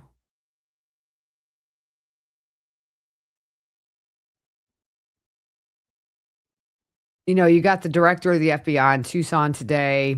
We haven't heard anything about a press conference with anything. It's almost like we've stalled here. Yeah, it's hard to post links. So yeah, I see because it's so long. Let me just put the description. And then if you just copy and paste this into Amazon, it'll bring it up for you. These are the ones I have. It withstands 800 pounds of kicking or whatever. And there is a setting on that you can put on there where people that if you like for me, I have a fingerprint door lock on my phone.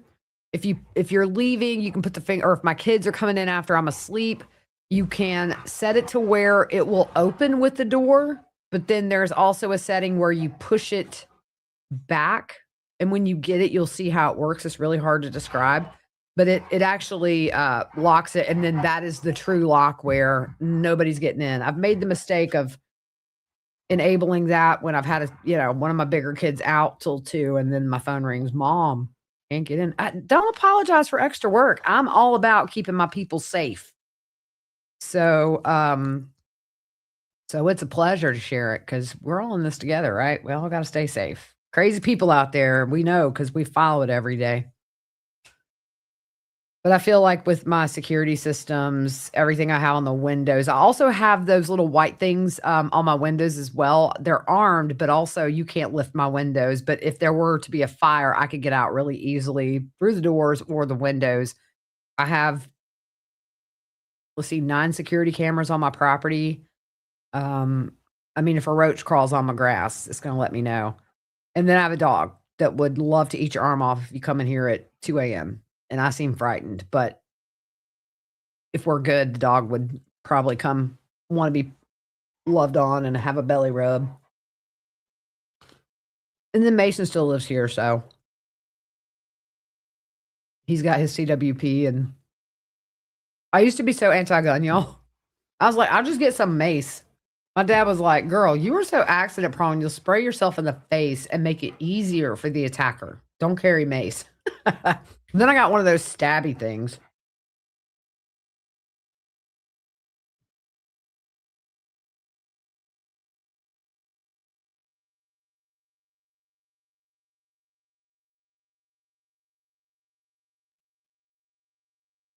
Don't forget, y'all, we got Corey Richens' jury selection starting tomorrow. I don't believe it's being live streamed, but I will stream that entire trial and do my updates. We also have Murdaugh's hearing on the 11th, oral arguments before the South Carolina Supreme Court. SCE TV is carrying that, and I will be live streaming those oral arguments for Murdaugh. Probably won't get a decision that day, but it'll give us something to watch, and we followed that case from beginning to end. So we have a busy time from now on. With Corey Richens, that trial is expected to last many weeks. I don't know that it will. Brendan Banfield was 5 to 6 weeks scheduled. It went down in 2, maybe a little less before. Well, it was 2 weeks. They always, try to go on the worst end so that the jury's not surprised if it does go 6 weeks. And you said it's going to be 3. Hey, if you guys could quit like mouse jousting while I'm on, it's dogs are like doing their little mouse jousting. I read that's to keep up their instincts. Thank you, Real Happy, for posting that. Yep. That is our plan for the week. Juliana Perez, I believe she is set for towards the end of the month for her sentencing. I'll find out. But yeah, so Wednesday's the next big streaming date away from this case that we're filing now. And then as soon as openings happen in Richlands, we'll start there. And if I go out, I'm probably going to go out towards the end of the month for just a few reasons for me personally. But I have a staffy who will protect me, but it's still a scary world, very, very scary world. I never feel fully safe in this world nowadays. You get too comfortable, you become vulnerable. So for me, I always make eye contact with people when I pass them out. If I feel like somebody's behind me, I turn around and acknowledge them. So Michael Ruiz showing here. Why is this not auto updating? Ain't in my rump. He was just showing a little memorial that has popped up in front of the Guthrie home. People are bringing things by and leaving it.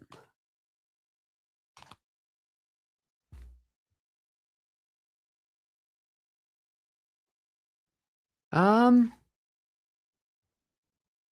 me see if I can find that that date for Juliana. I hope that judge gives her 10 years. Because the judge does not have to go with what's recommended by the prosecution. Oh, yeah. Friday, February 13th says this Friday. Thank you. Let me put an alert. Okay, well, I'm literally doing this huge voice memo to the COE from STS. You guys ever do that where like you accidentally hit your record button and it dictates a whole conversation you had that wasn't meant for them?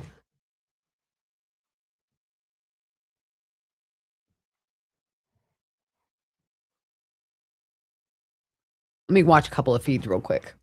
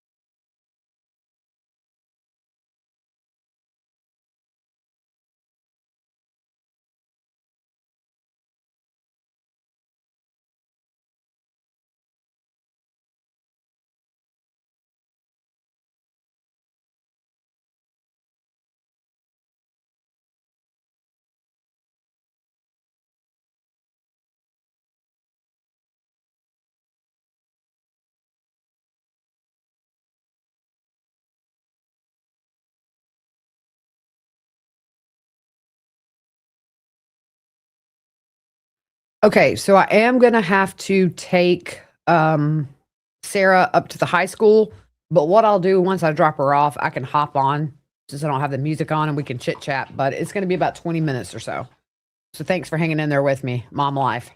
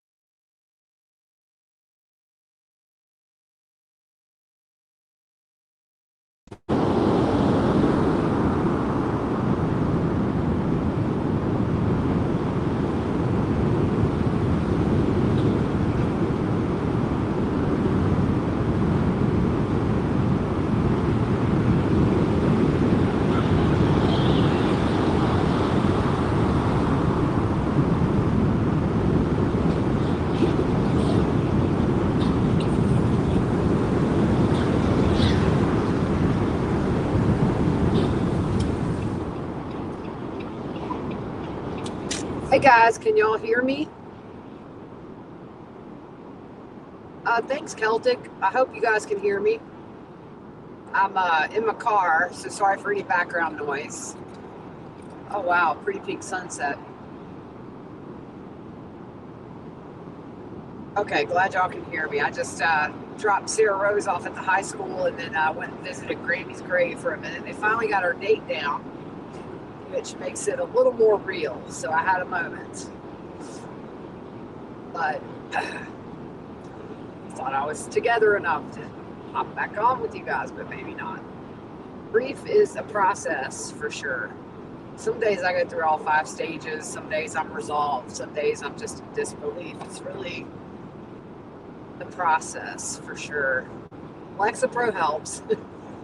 But at the end of the day, man, y'all just don't know how much I miss that lady. She meant so much to me. Posted a picture on X of the flowers. And then I'm sitting there and I'm crying and I'm just like talking to her. And a big old bird just flies. So I put that underneath the tweet of her mark, well, her and Pop's marker. They're probably already getting on each other's nerves up there. They were so fun together, y'all. Grammy was a bird, but I tell you, if those two together, you were nonstop laughing because they would just take shots at each other and it was so fun.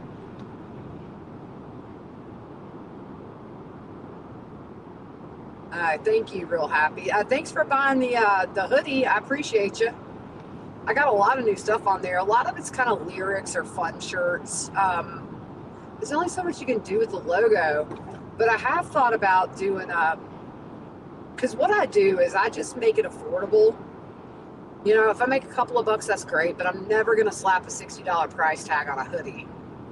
Because there have been times where I wanted stuff like that, but I couldn't justify paying that much. So I try to do t-shirts like 20 each, just to keep it affordable, and that way, you know, if you're able, you can get it a little easier.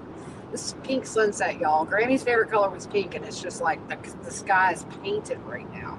She sends us signs, and she told me she would. She said I loved how she would put, if I ever die, like she thought she never would. I'm going to come visit you and you will know it. She has not let me down on that, but it's just kind of breathtaking, the sunset after leaving there. But some people have asked for different kinds of items, so I got a sample of some sweatpants with my logo on them, and I have to say, y'all, they're so warm, but they're expensive. And it's like, I just feel bad putting a pair of sweatpants on there for like $30, but you know, I guess it's an option if people want to pay for that, they can. I just don't want it, you know, to ever seem like I'm trying to take you guys for something, to really be a walking advertisement for me. I'm just grateful you guys actually want to buy. I'm going to get out and park. I'm going to get out and pump gas, but I'm just going to mute it for a second, get me some hot chocolate here at the QT. See if my guy's out here. There's a homeless guy that stays out here by the building with his little elderly dog, and it's been so cold.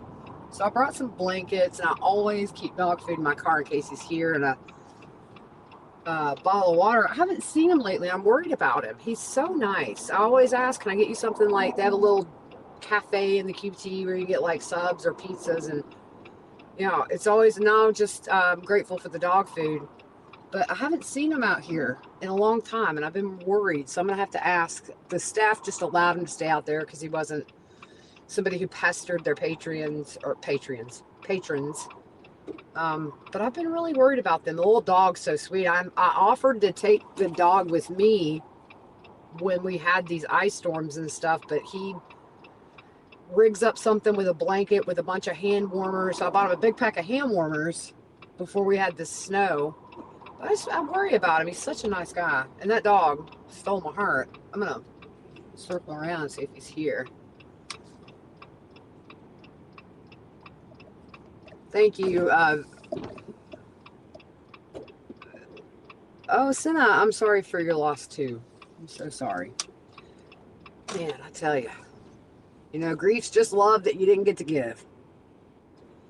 It speaks volumes when you are having immense grief, because it's a reflection of what you lost, you know? So I am grateful for the grief. I don't see my friend here. I'm going to ask about him. See if they've seen him. See him around the other side either. She will be with me. I feel her, and I know she's with me. Still grab my phone to check her sugar. Our bladders were synced, so at 3 a.m. when I get up, I peek in there, and it's a little empty bed, and it's just like, ah. All right, let's pump some gas. I'm literally like the most disorganized podcast host you've probably ever seen, but I'm not going to change. And I got Grammy's debit card in my hands and not mine.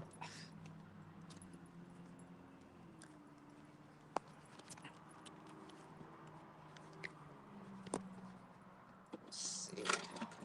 It's cold here. I don't know. I need to check the weather. They were saying we may have another winter weather thing run through. I'm doing a little.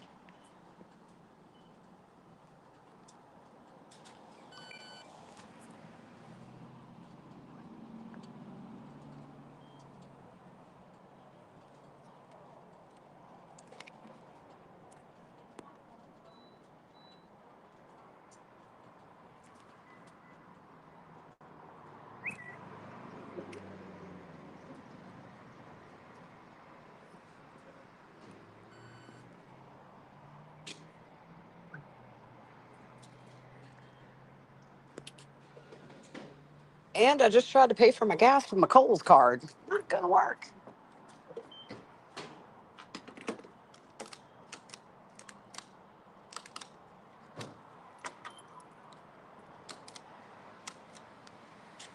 So I have been monitoring the Twitter feeds. I'm not seeing much, JLR said the sheriff was back out there making the rounds, but not surprising with them keeping that presence there. It didn't seem like a team came to look for anything.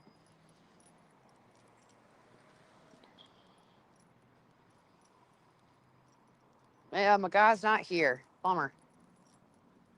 I have to ask if they've seen him. I'm gonna get some hot chocolate. The QT has the best hot chocolate. My dad makes the best. This is a close second, but it's kind of like the McDonald's ice cream machine.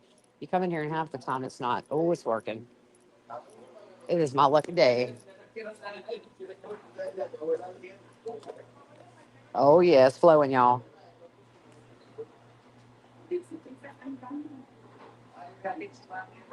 Yeah, it's so stressful, It's like I don't know this woman, but gosh, my heart goes out to all of them. I wonder if TMZ's looked again to see if there was any deposit in that Bitcoin. Telling you guys with that message today and the fact there was no deposit, I think there's just something else going on here.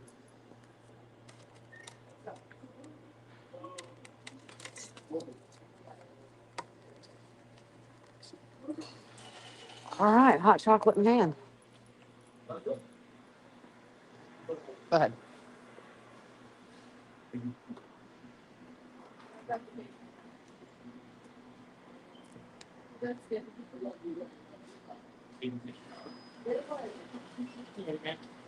All right. Hey, have you seen the guy that usually sits out here with his dog lately? Have you seen the guy that usually sits out here with his dog? I think he's homeless. Hadn't seen him. Okay. Yeah, just a hot chocolate.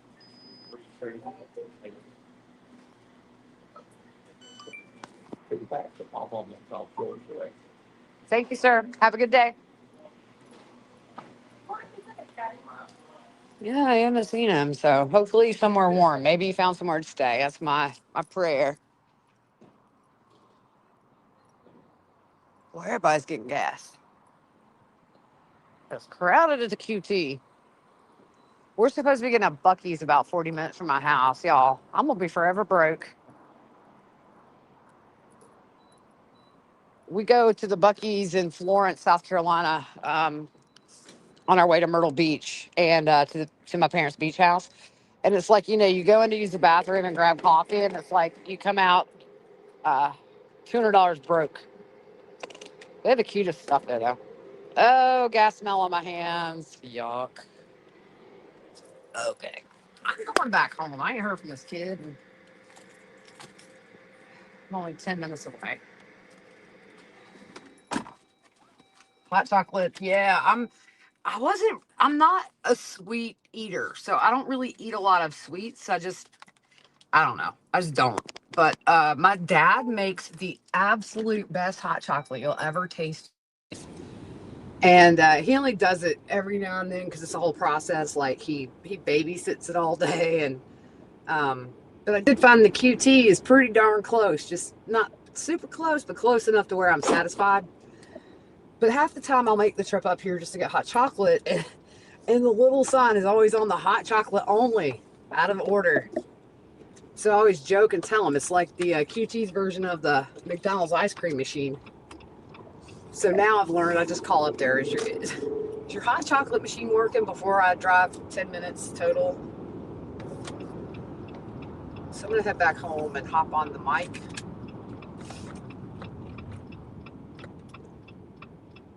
Is anybody on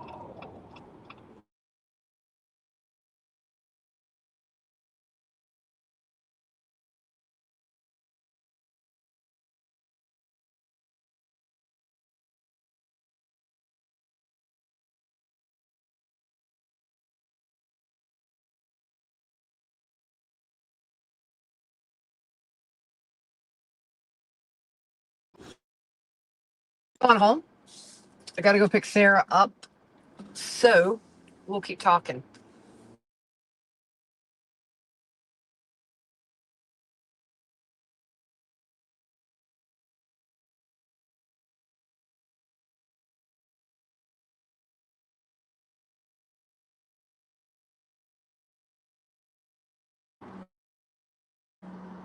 Yeah, sorry. I had a call coming in, and so I just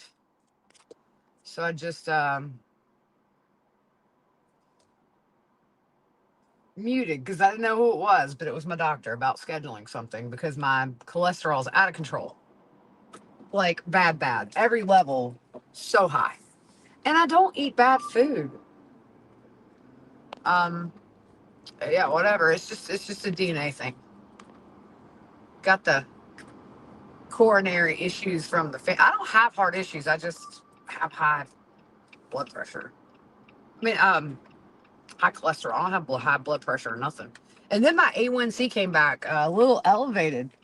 I'm like, me and my dad are like the only people in my family that aren't diabetic. And then she called, she's like, your A1C is like 1 point above, but I don't eat sweets. DNA is strong. Yeah, not knowing is just, I don't know how I would breathe or sleep or, and then you think about the fact that every time they wake up, you have a split second where you're oblivious. And then I'm sure reality crushes back down the minute they're coherent. And this is real. It's literally like living a nightmare. And my gosh, my heart just goes out to all of them because, that's their mother. And there's something about mothers, some people were not blessed with good mothers, but if you have been, you understand, or a grandmother.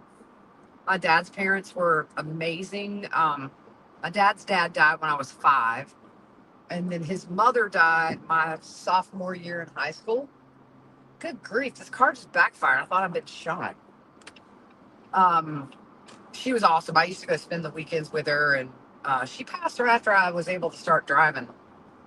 But she was fun. She was a nurse, and my dad's dad was in World War II, and then he was a police officer, and then he ended up in construction. And they ran a detox facility. They had a big piece of property with a beautiful house, and they didn't live in the house. They lived in this little trailer on the property because they were just simple folk. But they would bring in judges and congressmen and all these people in positions of power that were alcoholics, and they would detox them and then send them on their merry way. So when we were kids, like we would sneak in the house, and there'd just be people sitting around smoking cigarettes and fidgety, and then Granny would come and run us off and be like, get out of there, get out of there.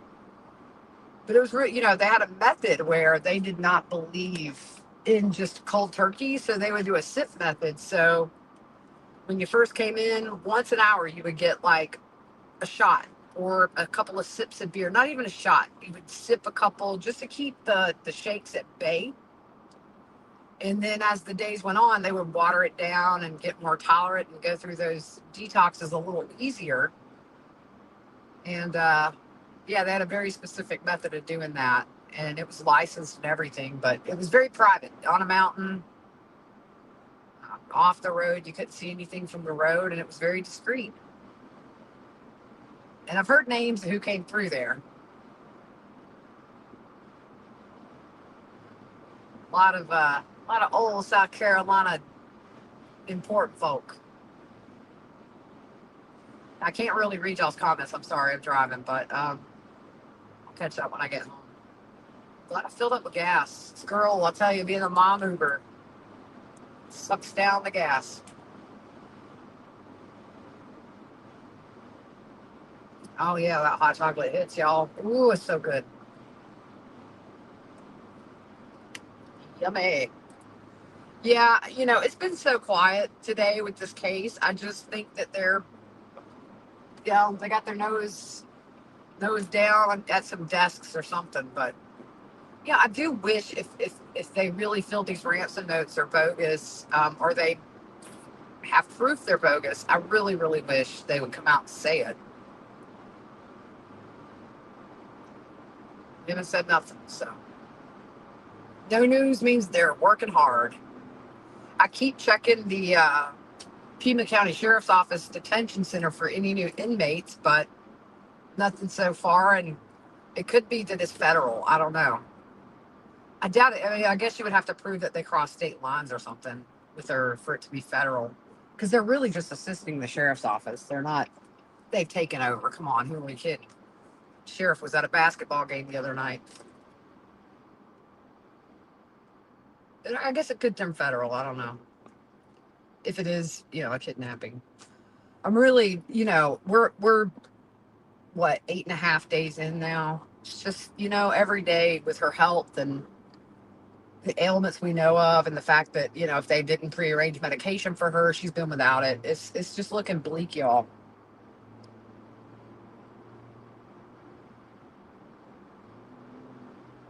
Looking bleak. But never give up hope, right?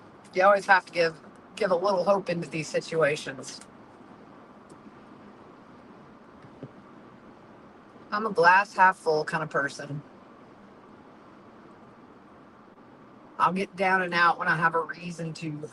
Although sometimes we can all be our own worst enemies in life and just make life hard. But it's kind of what I'm working on in my life. It's not overthinking, not obsessing about things that could go wrong, or I just wait till they go wrong and deal. Not all the time, but it's funny how you get to be middle-aged and you realize if I'd have figured this out when I was 20, would have made some times easier in my life. But I guess the best thing I can do is share that with my kids and hope they can avoid some of those mistakes, or not mistakes, but really the way you handle stuff. I don't know. Do you guys ever lay there and think about something like really stupid you said or did to somebody in this like 10 years ago, and you just feel embarrassed all over again as if it just happened? Or is that just me? Because that happened to me last night laying in bed. I thought of something like 10 years ago I said during an argument. It was so stupid. And I'm like, oh man. Okay, I'm glad I'm not the only one. I literally couldn't fall asleep. I mean, the person probably hadn't thought about it since that. Then again, they might be like, oh, I remember 10 years ago when Gigi said something so stupid to me. It's my fear, y'all. I don't like to argue, though. I'll walk away. Look, if you yell at me, I'm going to cry. Seriously, I'm that kind of person. I do not have thick skin at all. A lot of times, I don't even want to read my comments because I'm like, I can get 100 positive, but that one just sticks with me. I need to get thicker skin. Maybe I don't. I don't know. I'm pretty cool with who I am. I mean, I'm 48. I'll be 49 this year. I'm not young. Not old, but I'm not young. Right in the middle. But I do love the wisdom that comes with aging, and I'm not afraid to say my age because I've earned every one of those 48 years, and I think we all probably can say we knew people that didn't even come close to making it to where we are, and see the blessing in that. My best friend killed himself when we were 18. I was the last person to see him alive, and I had no clue. And I think back now, like whatever was bothering him, he never let on. He was the same normal Jeff as he always had been. And then I think, man, whatever was bothering him, you know, if he had chosen the opposite path, he would probably look back at our age and say, "Oh my gosh, that was nothing." You know, permanent solution to a temporary problem that leaves so much trauma. I always said if I could see him for 5 minutes, I'd slap him and then I'd hug him.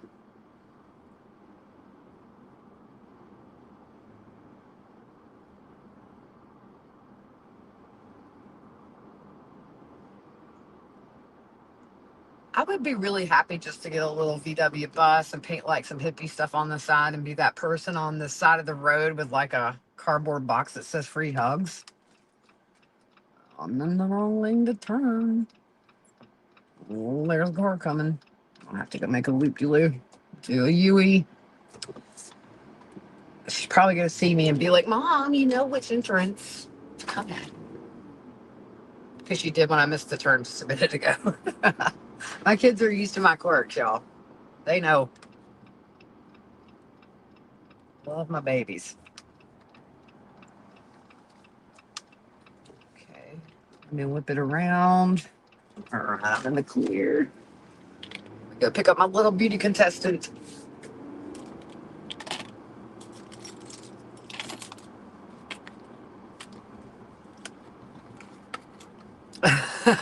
Having thick skin, I need surgeons. You know, I would need some thicker skin implants for sure. But yeah, I'm actually okay with being thin skinned. Um, it's okay because I found some constructive criticism and comments that were designed to be really nasty, and I was grateful for that, even though like my feelings were hurt. Okay, where's this daughter of mine? My last baby, 14. I'm soaking it all in, y'all. Goes too fast.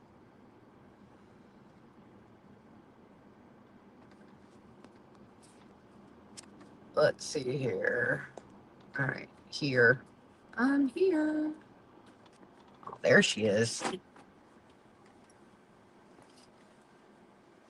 Hey, Oh my god, it's so freaking. I'm on my Patriot. I mean, I'm on my live with my alibars. But how was it? Oh yeah, I got to mute. Oh, I'm sorry. Be right back.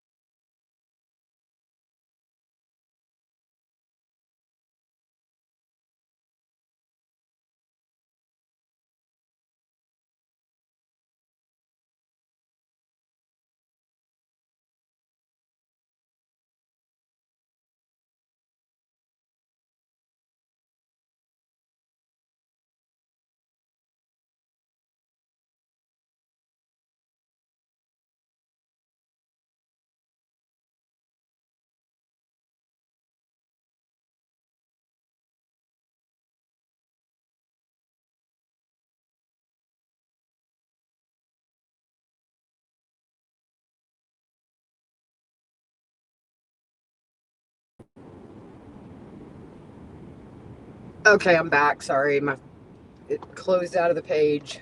We are going through the Chick-fil-A drive-thru right now. Y'all want anything? Not a fan of Chick-fil-A, I have to say. Might have to revoke my Southern card for that. Hey, I read they might be opening on Sundays. Why? Look at the sunset. So pretty. Week 2, yeah, it's crazy. More time that passes. I think we see that in her latest video, is that desperation. It's hard to watch. Hard to watch, y'all.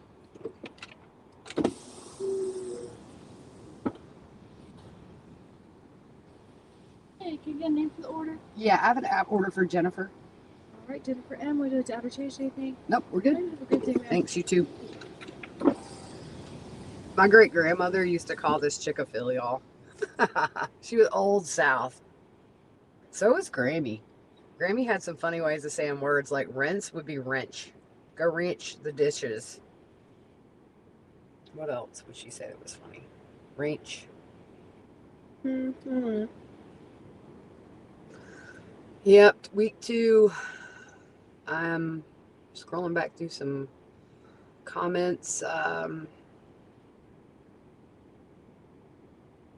Susan, yeah, I have occasional ones. I take clonazepam as needed, but yeah, those the first time I ever had a panic attack, I thought I was dying. I was like 20. I was like, this is a big one. I'm going. So I go to the ER and they're like, okay, let's talk about what's happening. You're having a panic attack. And I wasn't even stressed. It just came out of the blue, but I think your subconscious sometimes catches up to you. Okay, let's see here. There's something new from the sheriff. Hey, we don't have any additional information to release publicly this afternoon. The investigation into Nancy Guthrie's disappearance remains active and ongoing. We understand the significant public interest in this case. However, investigators need time and space to do their work. If and when relevant information becomes available, it will be shared.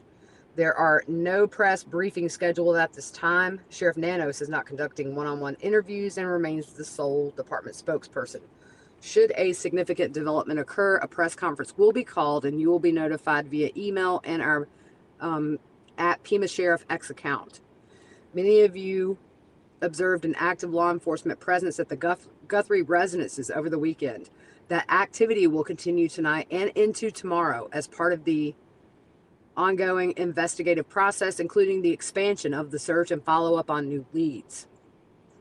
This is all part of the investigative process as the search for Nancy expands and new leads come in. To preserve the integrity of this criminal investigation, details of that process are not being released at this time. Then they address the ransom. The FBI is handling all aspects related to any ransom notes or communications involving the Guthrie family.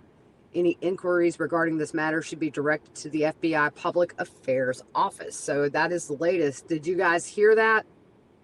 Let me know if you heard that in the comments. I'm not sure if minimizing this screen takes away my audio. Did y'all hear me read the newest update by the sheriff or by the spokesperson? Okay, good. Good. So new leads, things like that. I'm telling y'all, something's changed. So I guess they're telling everybody, don't be surprised if you see law enforcement back over at Annie Guthrie's tonight, is my guess. Or at Nancy's or whatever. So we'll, my plan is to stay live most of the evening just to be able to hop in here and update you guys. Because when I get back home, I've got like this whole mission control thing. I've got 4 monitors constantly going with different things on them. And I'll hop on the WebEx with my friends because we kind of divvy up tasks for each person to do.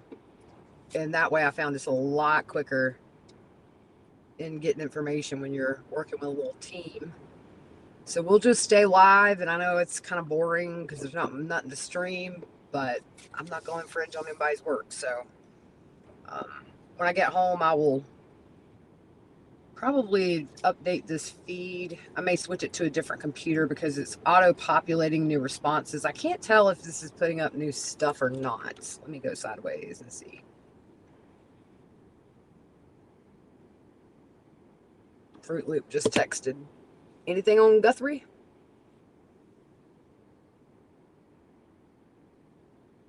Your mom would put an R in words that didn't have R's in them. Yeah. And you get these old South people, you know, Grammy, you know, she's kind of, you know, she was really the last elderly person in our family. But it's just that whole generational difference was very obvious with her. Although she was a very hip Grammy because she liked Facebook and Instagram and Facebook Reels and the funny TikTok videos. But she definitely had that old South way about her. Go reach the dishes. Reach your clothes. That's me. There you go, Sarah Rose. Thanks. Have a good night.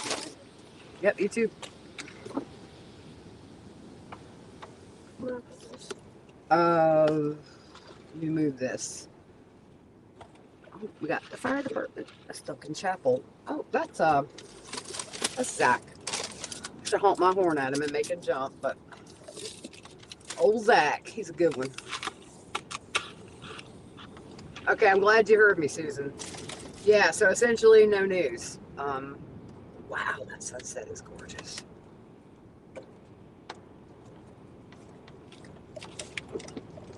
Almost dark. It's gonna be getting dark out there too.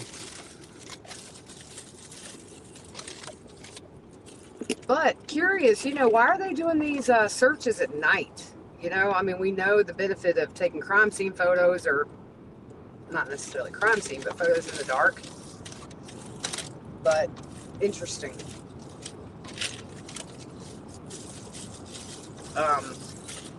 Can't imagine what they're feeling right now with 24 minutes until this last deadline where they promised something really bad was going to happen.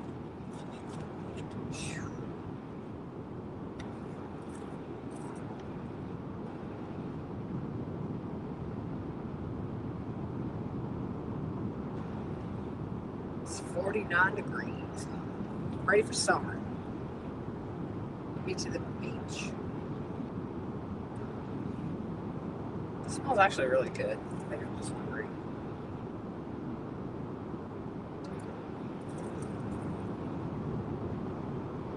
Hey Doreen, welcome in. Driving in my car.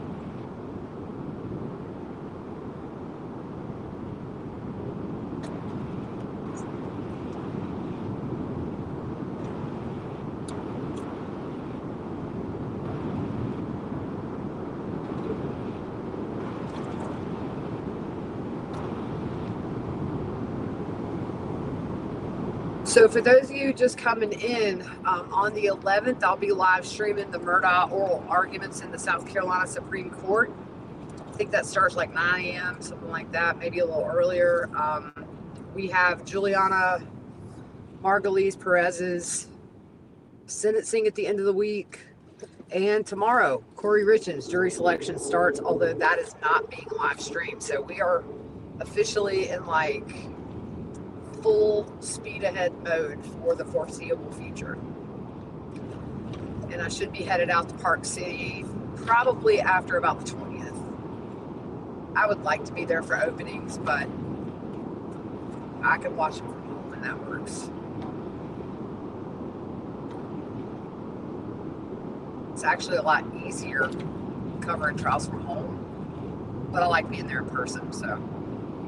It's just hard with the stream, but my daughter does help with the streams, getting those up and running. That's really my biggest problem, is because Brandon's trial or Charles's trial when she was there with me. I had to run the feed from the courtroom and rely on like computer or court Wi-Fi. It was a disaster, and I couldn't close my laptop either. So that was tough.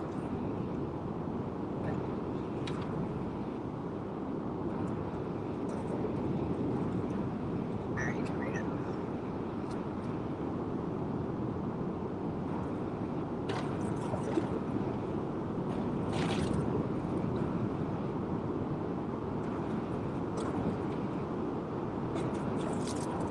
Gosh, man, it is not okay. First of all, that dude's booty was hanging full on out.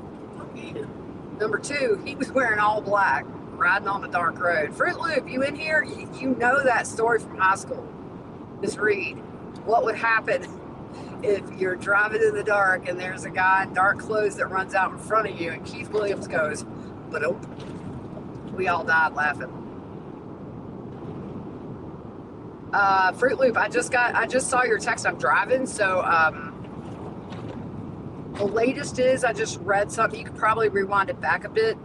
They put out a statement that there's going to be ongoing investigations tonight in several locations. So I would assume maybe at least at Nancy's and possibly back at Annie Guthrie's.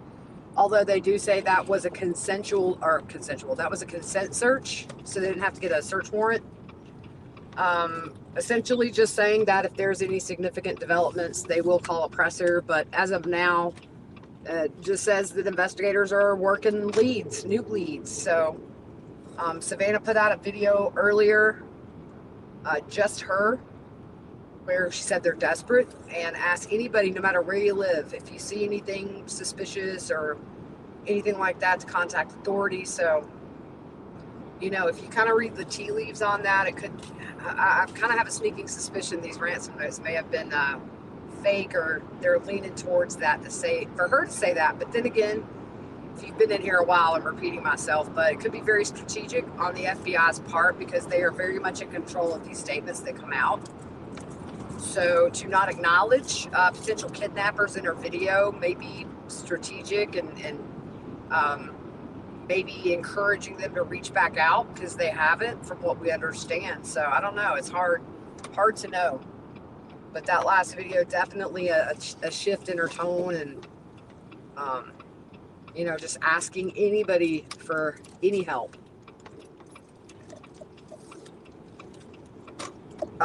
So as far as the ransom goes, as of this morning, TMZ said there had not been a deposit into that Bitcoin account, which they did verify was a real Bitcoin account. I don't know if they've looked back. You probably go to TMZ.com and see if they've checked on it again. You know, the thing is this, to say we're going to pay in the video before today and then no deposit in that Bitcoin account, just to me, if you kind of put two and two together, might indicate there's been a change in how they feel about those letters. But, you know, because I really feel like the deadline is coming up in less than 20 minutes. And if you say you're going to pay and then you don't, you know, that's not the time to be playing around. So I just feel like there's something going on we don't know about.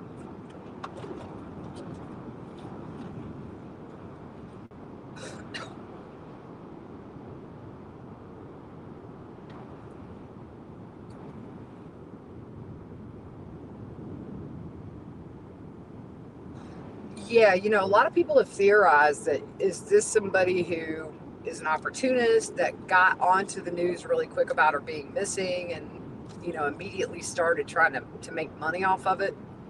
That's been a theory everybody's thought. The thing is this, you're not going to kidnap an 84-year-old woman with medical problems just to take her out and kill her. There's a reason that she was targeted. And, you know, for that reason, it gives me hope. But at the same time, she's 84. She's sick. You know, has medical problems that requires medication to stay alive. And we're on day 8.5. Some people are saying day 9, but she was taken in the middle of the night. So I consider it day 8. But no, nothing new really other than that video today. That is it. and we'll see what tonight brings as far as searches. I'll have my feeds up and running from people on the ground, and if there's any activity, we'll definitely talk about it, go through it.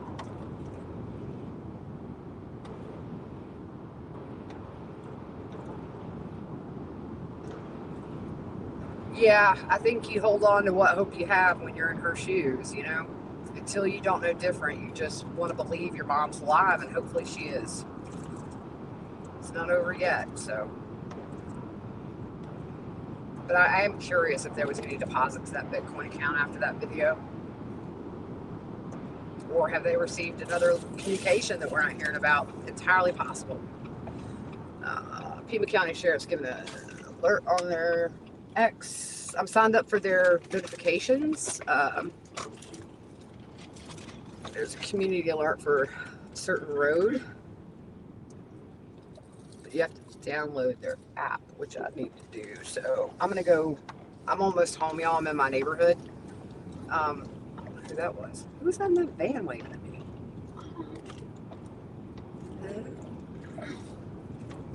I'll go pull up this crossroad. Could be an accident. It's probably a normal tweet for them, but because of the situation, we think, oh, why is there a community alert on a crossroad? All right, I'm going in. Meet y'all inside.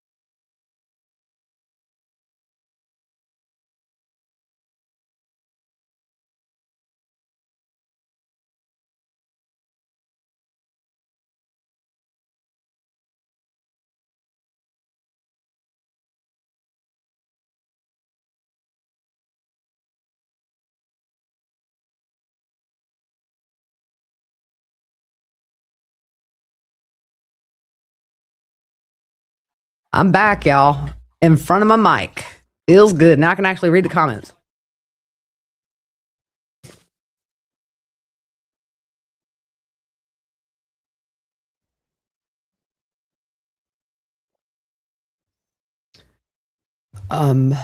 Yeah, so this is updating over here. So I'm just going to leave this up.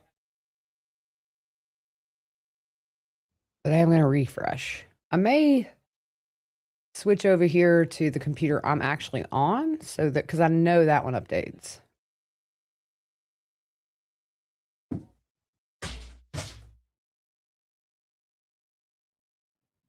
Brian Entin says he has not noticed any activity at either house today, other than obviously. Here, we'll watch this. Hi guys. So we know the first ransom note demands $6 million in Bitcoin by today, Monday at 5 p.m. We also know the second note that came in on Friday does not have any sort of additional ransom demand. It also doesn't offer proof of life. So investigators, the FBI, the Sheriff's Department, still investigating whether this original ransom note is true or not.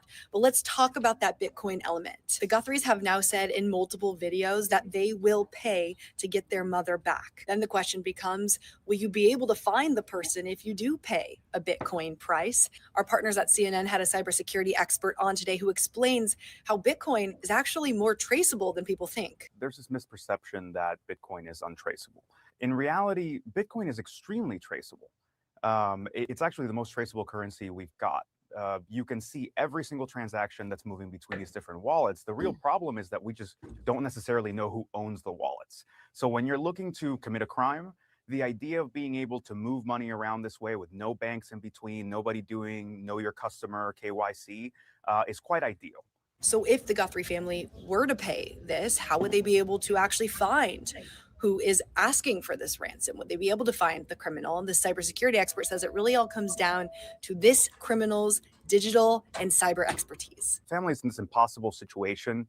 But what we're going to see now, if they do make the payment, that's where we get to see sort of the experience of the attackers, of the criminals, because their ability to move those funds subsequently, hide them, put them in mixers, tumblers, sort of these different aspects and ways that you can obfuscate where the money's moving. That's what's going to show us to what extent how experienced they are, how prepared they are. And, we basically hope for a mistake on their part. Again, important to remember, we don't know if any of these ransom notes or notes coming in at all are legit. That is something the FBI taking the lead on, still investigating with the Pima County Sheriff's Department. We do know, at least at this hour, no identified person of interest, no suspect in the disappearance of Nancy Guthrie. Of course, that second deadline, though, in that original ransom note today at 5 p.m. We'll see what happens after that. Okay. So the Pima County Sheriff just put out a new tweet. So we know the first ransom note demands... I love you, girl, but we don't want to hear it twice. Pima County Sheriff just posted. Let's see what they're saying. Of course, investigators have not identified any suspects, persons of interest, or vehicles connected to Nancy Guthrie.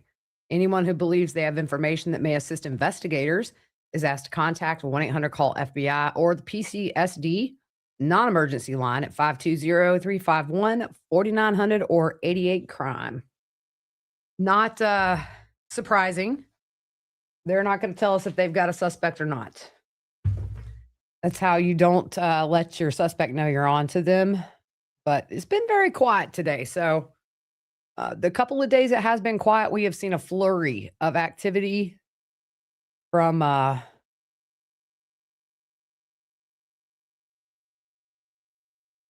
investigators on the days where it's been really quiet. So, and he did say to expect some more investigations today. So we'll see if they go back to Annie Guthrie's house. That was done with consent. For those of you who are, thank you, excited. That's really sweet of you. I appreciate you, girl. You guys crack me up.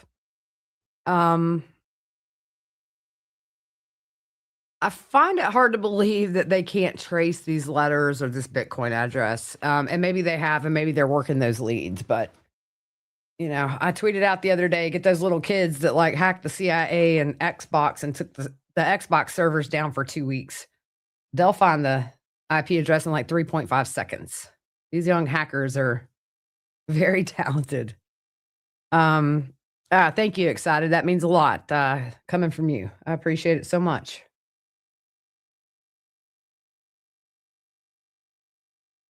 So I'm watching the feed, nothing going on outside the house, just a sheriff's SUV that's been parked in the same spot all day. And we know they said that they would have an ongoing presence there. We are a minute and a half away from the deadline, y'all. Sheesh. Murda, yeah, I'll be live streaming those oral arguments. If you want to stream it, excited, SCE TV is going to run that feed. It's a local, like government funded website, so should be able to use fair use for your listeners. I'm ready. Let's hope we don't have to do a redo. Put this baby to bed, but if I got to go back down to Walterboro, I'll go back down to Walterboro. It's a nice, quaint little town. I had been in Walterboro years earlier, off and on for a good while. It is definitely your little small southern town right off the main vein.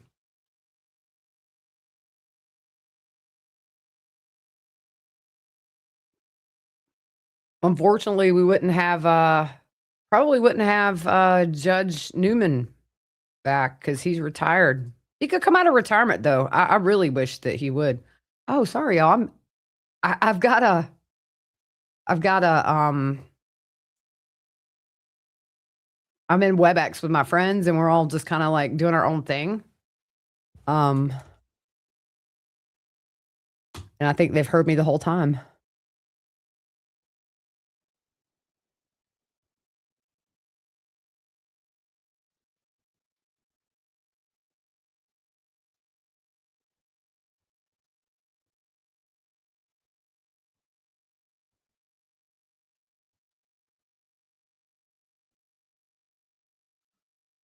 Sorry, Troy. I was live with my listeners and hanging out with my people. I didn't realize you weren't muted, or I wasn't muted.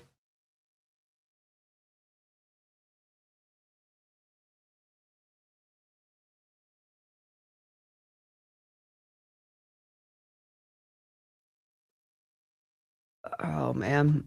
Phone's blowing up. 5 p.m. in Arizona, so the deadline has passed. Or it is now.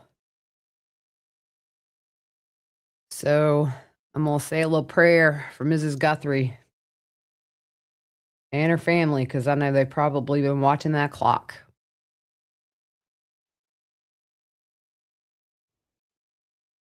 I'll tweet something out.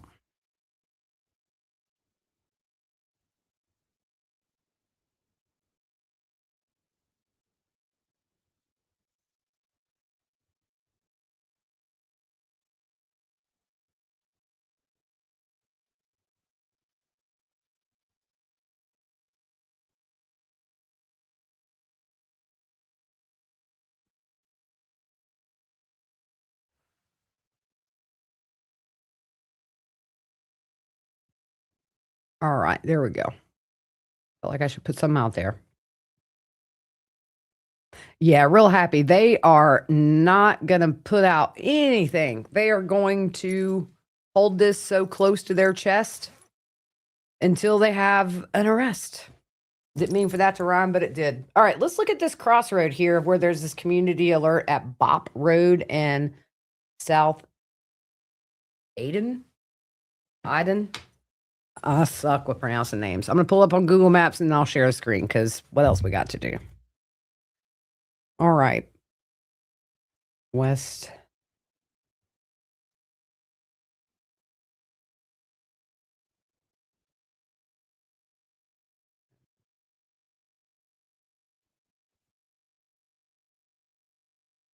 Alden, South Alden Road. Let's pull it up in. All right, so right here, probably an accident based on what I'm seeing, but let's pull it up. Let me share my screen.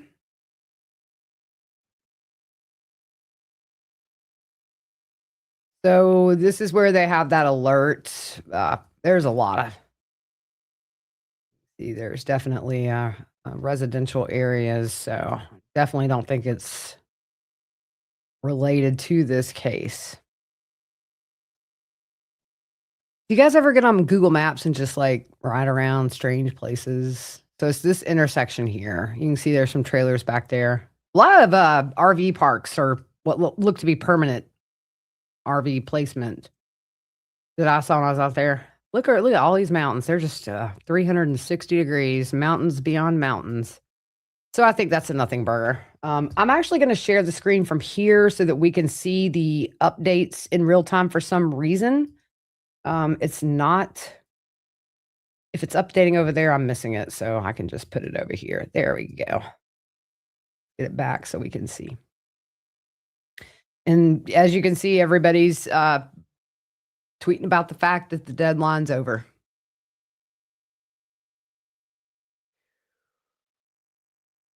And Alicia put out shortly before the 5 p.m. deadline, no suspects, persons of interest, which I put no weight in.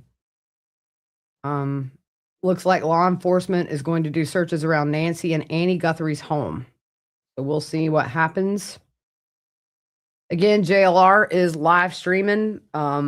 He's the only person I've seen that has a constant feed up if you want to just see the activity in front of the house. I know people have problems with JLR, but I do have to give him some credit because he has been out there 12 to 14 hours a day giving us a live feed. So I respect that.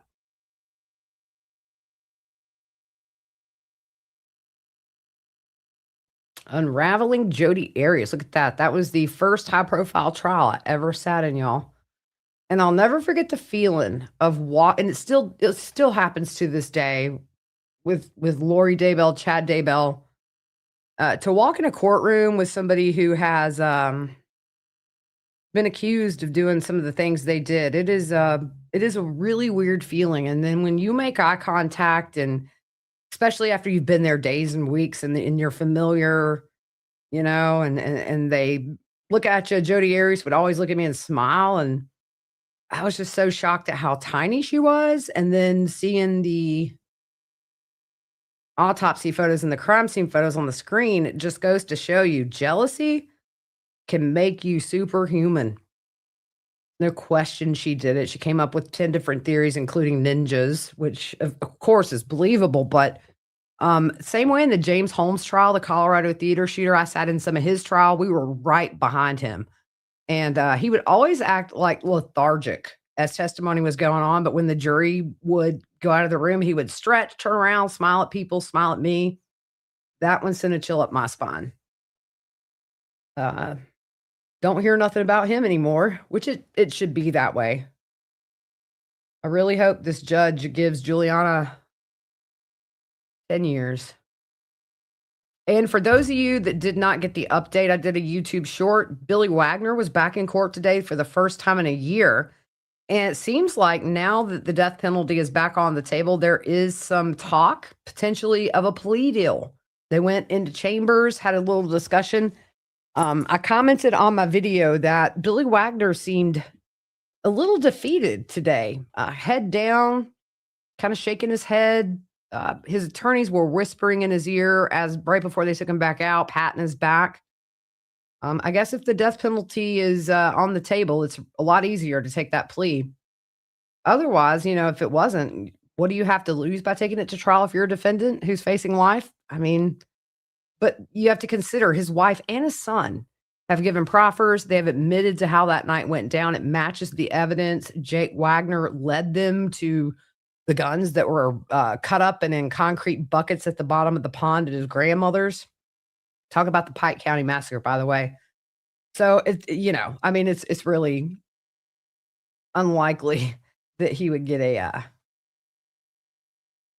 not guilty verdict. So hopefully he takes the plea and this family can finally have some peace.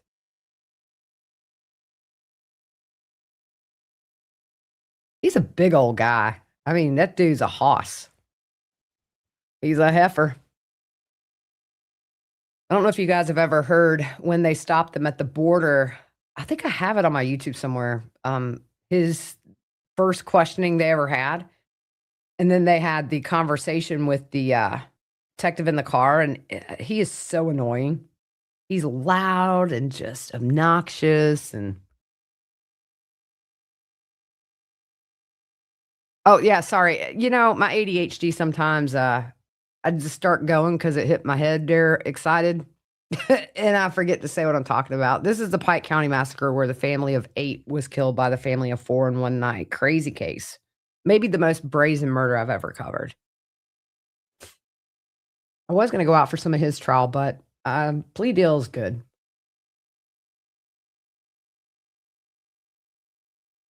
I'm just sitting here waiting, y'all. I'm just waiting to see if there is any activity at these houses. Although I've been live, YouTube may cut this live off in 30 minutes, though. I think you can only go so long. Pike County, horrible case. I mean, yeah, long overdue. 10 years this year that they were murdered. 10 years. I mean, you've had the father of and the grandfather of some of the victims pass away. And that was, I believe, before Jake's trial. I mean, you know, you've got your elders in this family that they're passing away. And it's just like 10 years is too long for any case to be pending. This should have happened a long time ago. They should have had him up right after Jake. Okay, so Cheryl says Harvey Levin on CNN saying no deposit has been made in the Bitcoin account. Let me see if there's anybody reporting live on YouTube TV. If there is, I can just put it up to the speaker and we can hear it. See what we got. I feel really bad not having a feed up here, y'all, but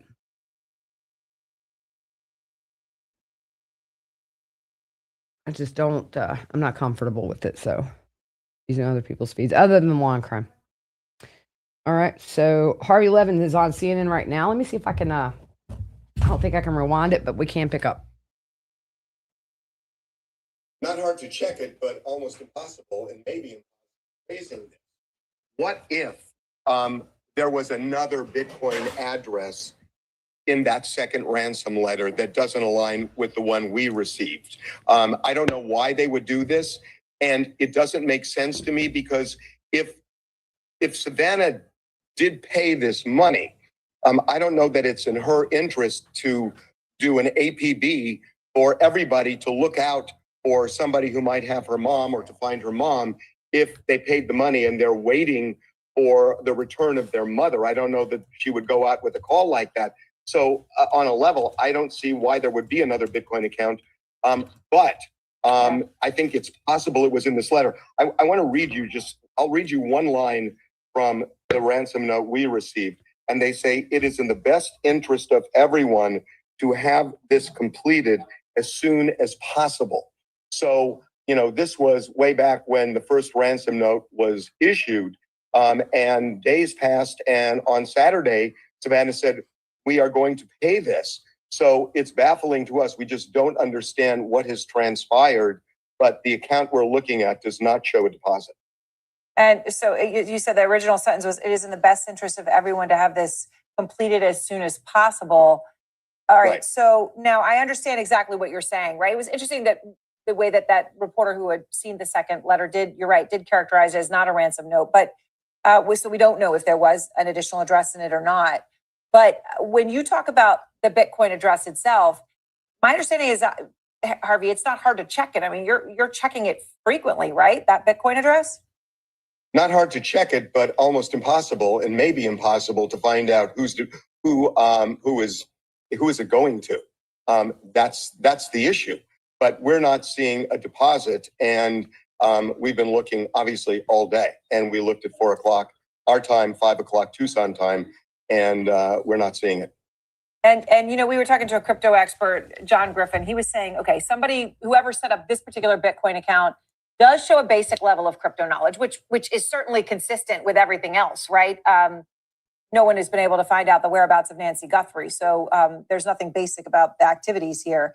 But then he added, if they're a sophisticated crypto operator, that they will move the funds, he said, in such a way that it'll go to other cryptocurrencies, and then the tracks will disappear. Because, we all hear, oh, Bitcoin's supposed to be all transparent. Although then we hear, but no one will have any idea on God's green earth whose account this is. But, that the fact that they could transfer this from Bitcoin into other cryptocurrencies. Are you hearing this also, Harvey, from your experts? Yeah, I mean, look, what we're hearing is that it should show up at least at some point. I mean, we're checking this every minute. It should show up at some point in this account, and we just haven't seen it.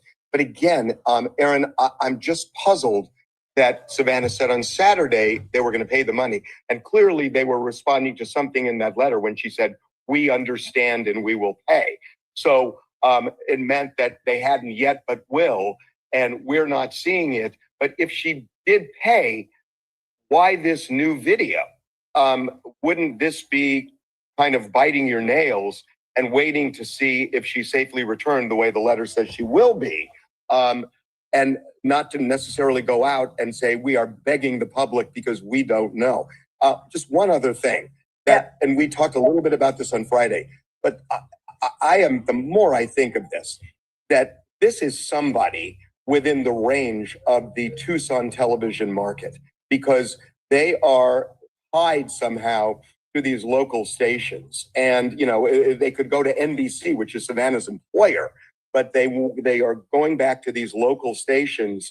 And it just feels like it is an intelligent person, the way it's written. And I think the reporter from KOLD on your show, Mary, kind of said the same thing. It's an intelligent person who wrote a well-constructed letter with perfect grammar, seems sophisticated when it comes to tracing where it's coming from. And then you have this Bitcoin address. So what I would ask, and I'm assuming the authorities have done, is, Savannah said that anybody in a wide range. I wonder if anybody in that general area of Tucson has noticed somebody who is MIA who fits a description like that over the last week, because I'm assuming whoever that is isn't around now. Right. Well, that is what you would think. It's interesting because in her most recent plea, which is different than anything we've seen thus far, right? This one is her by herself, and she's not addressing the kidnappers, right, or the alleged abductors. She's addressing the public, right? She is speaking as she can do, right, because she knows how to do that to the public and asking for their help. I am curious about something, Harvey, though, that you said at the very beginning, which is that the original ransom note that you received said it would be the only contact. Okay, now Mary Coleman from KULD, she got the second one and the first one. She said they were consistent with each other, right? But obviously no one knows whether one is real and the other isn't, or whether both are not real, right? We just don't know.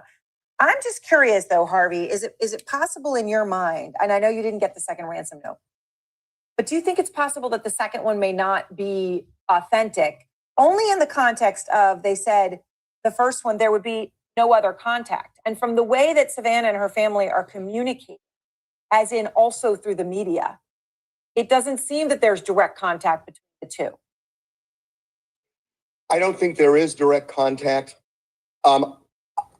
I read this first ransom letter as almost braggadocious, that it's sort of, you're not going to find me. The police aren't going to be able to help you. I'm not going to give you any more information. Don't bother trying to find me. It feels almost like you're not going to figure out who I am. And the reason I think a second letter may have been sent is something that Mary said. Remember, what Savannah said was, we need proof of life. And you asked Mary from KLOD, was there any proof of life? And she wouldn't say directly there was, but she said that the second letter addresses the statement of Savannah. And the statement of Savannah was about proof of life. So what I'm thinking is there was something in that letter that addressed proof of life that this person felt was necessary in order to get the $6 million. I mean, that's kind of the way I see it when you kind of put the pieces together, and it's really based on your interview with Mary. So Harvey, in the letter that you received, and I guess it's just chilling to hear it, right? It is in the best interest of everyone to have this completed as soon as possible. Is there anything else in there in terms of sentences or anything that you think is worth sharing at this point, given that we're, where we are? Well, I mean, we talked about the second deadline, and there is a direct, stark statement about consequences if they didn't get that money. That's all I will say, but it is chilling when you read that sentence. It is short and to the point. So one final question to you, Harvey, then. Are you surprised? I know you're raising the very fair point, which is there could be another Bitcoin address. We don't know what we don't know. But if this really was the only communication between the kidnappers and Nancy Guthrie's family, right, was happening through the media, then we are well past that deadline and that Bitcoin account is empty. I'm just stating the very obvious here.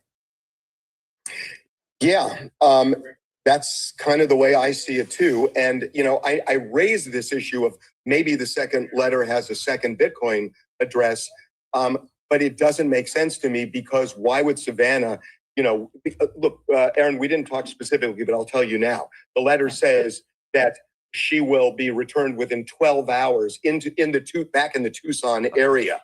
And then if you look at 12 hours, that's a radius of about 700 miles. That's how you calculated the map. That's right. But if they're just playing the waiting game, if they paid the money, I don't understand why you then go out and just throw a Hail Mary and plead with people, anything please help us. Law enforcement's doing everything they can. That doesn't feel like they've set the ball in motion to get her back based on the ransom demand. So, I've raised it as a possibility, but the logic of it escapes me that why they would pay and then come out with a statement like this. Yeah, it's hard to understand. I don't understand it either. All right, Harvey, thank you very much. I appreciate you. Yeah, so some interesting points there, but here's a theory. I mean, we have nothing to do but sit here and theorize, right? Because there's no answers. I do agree. I think it was grisly. They really should do some kind of a press conference or some kind of even a recorded statement to say that they acknowledge the deadline passing. The other thing I've been thinking is this, and I mean, it's a stretch, and I don't speculate on the podcast, but we're off the cuff here.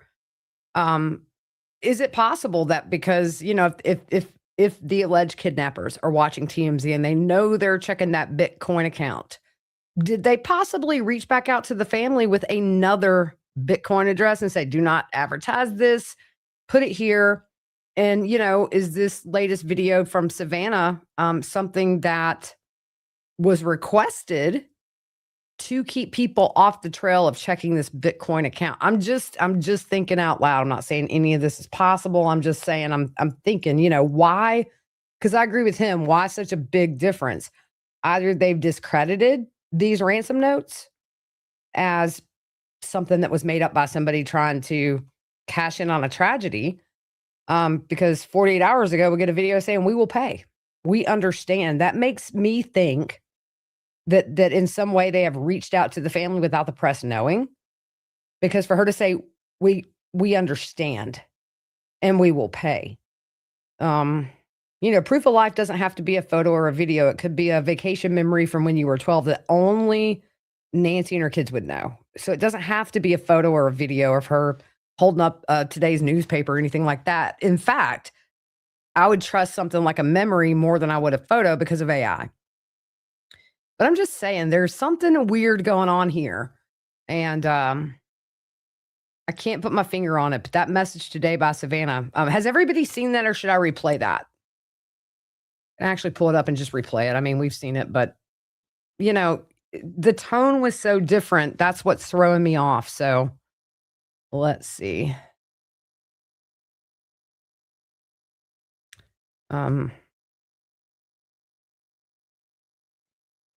Let's see here. Let's just replay this because some people know, but sometimes looking at these things again with a different eye, but we're just all speculating here. So I have to pause while I get it up on the screen. Something's weird though. My spidey senses are tingling, y'all. All right, here we go. Oh, wait, I'm muted. I wanted to come on and just share a few thoughts as we enter into another week of this nightmare. I just want to say, first of all, thank you so much for all of the prayers and the love that we have felt, my sister and brother and I, and that our mom has felt. Because we believe that somehow, some way, she is feeling these prayers and that God is lifting her even in this moment and in this darkest place. We believe our mom is still out there. We need your help. Law enforcement is working tirelessly around the clock, trying to bring her home, trying to find her. She was taken and we don't know where. And we need your help. So I'm coming on just to ask you, not just for your prayers, but no matter where you are, even if you're far from Tucson, if you see anything, you hear anything, if there's anything at all that seems strange to you, that you report to law enforcement. We are at an hour of desperation and we need your help. Hi there, everybody. Sorry. Okay, so I'm going to pull up our feed because the FBI has given a statement to Brianna Whitney. It says, for more than a week, FBI agents, analysts, and professional staff have worked around the clock to reunite Nancy Guthrie with her family. The FBI is not aware of any continued communication between the Guthrie family and suspected kidnappers, nor have we identified a suspect or person of interest in this case at this time. They're sending more agents from across the nation to Tucson. They're operating a 24-hour command post that includes crisis management experts, analytic support, and investigative teams, but we still need the public's help. Someone that has that one piece of information that could help us bring Nancy home. We need that person to share what they know. Please call us at 1-800-CALL-FBI. So that's the latest there, y'all. I don't know, y'all. I just, when they say they don't have a suspect or whatever, that could very well be true, but I just don't see it. I'm going to share this from my screen because it did much better. Hang on just a second.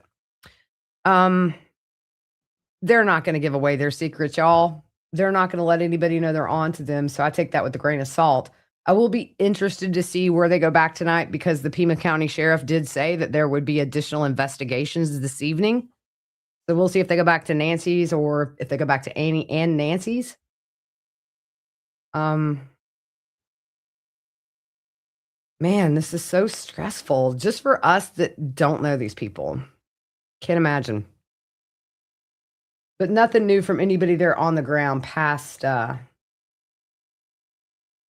those two statements that we just read, or they're just not putting it out there. So, yeah, I don't believe they don't have a suspect a weekend. But it is very possible that this person could have known. TMZ is checking this Bitcoin account like every minute. He just said it and say, hey, look, we're gonna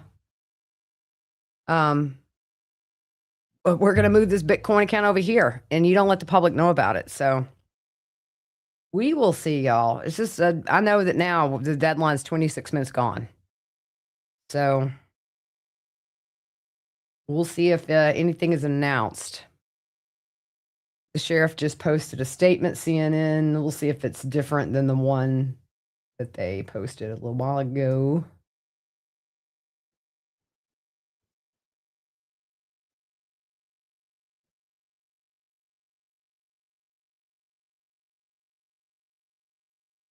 Oh, there's my search. Okay, here we go. Delete that column.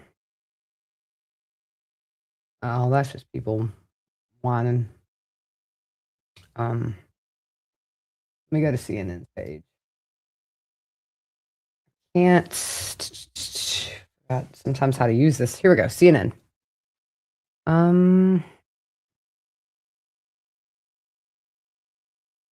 Maybe it's live on T. Did you see that live on TV?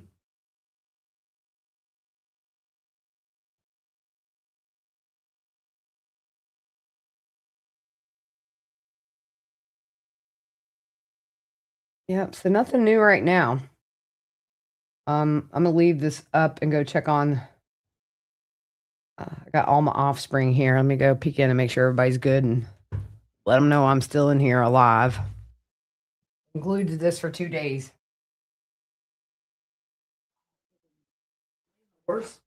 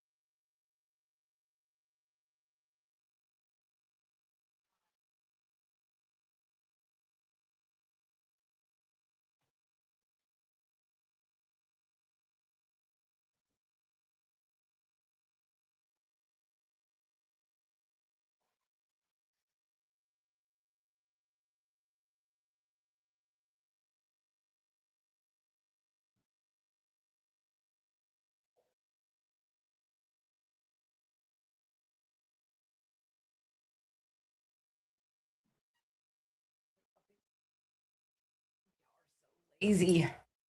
I had your life.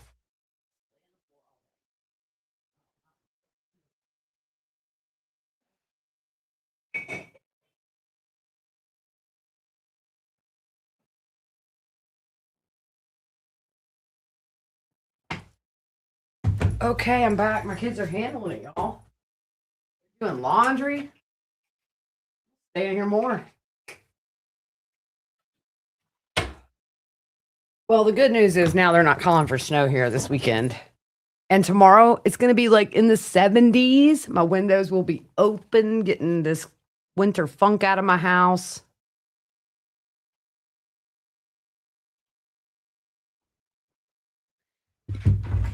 Some people were talking about this crypto ring in Arizona where some teenagers were arrested.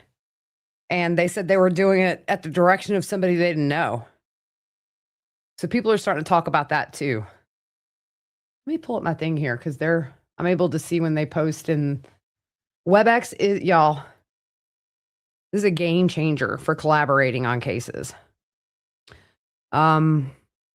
Teens charged in Arizona home invasion linked to $66 million cryptocurrency plot on same day as suspected kidnapping. So, 16 and a 17-year-old. 16-year-old told cops that he and the other defendant has met recently and has been extorted over the Signal app by two known subjects known as Red and 8, traveling into Arizona to commit the alleged crimes. They were allegedly sent from California with $1,000 to purchase supplies for disguises, restraints, burglary tools, and demanded the male victim allow them access to his Bitcoin. When the male victim said he didn't have Bitcoin, the suspect allegedly forced his head into the ground. An adult son in the home was able to call police from another room. The teens fled as police arrived on scene, but they were subsequently chased and arrested by officers. Both teens face several felony charges, including burglary, aggravated assault, and kidnapping. They were reportedly in possession of a 3D printed gun, though police said it contained no ammunition and its functionality remains unknown.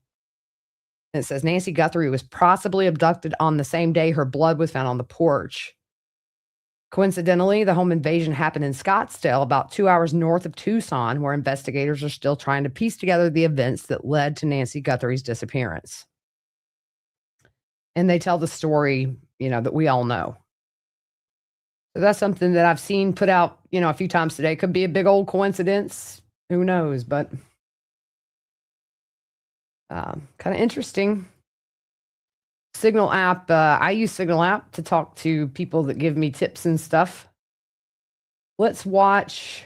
Let's see if Brian's YouTube is okay. So this is Brian Entin's thing. It's 30 minutes long. He just put out a new podcast episode.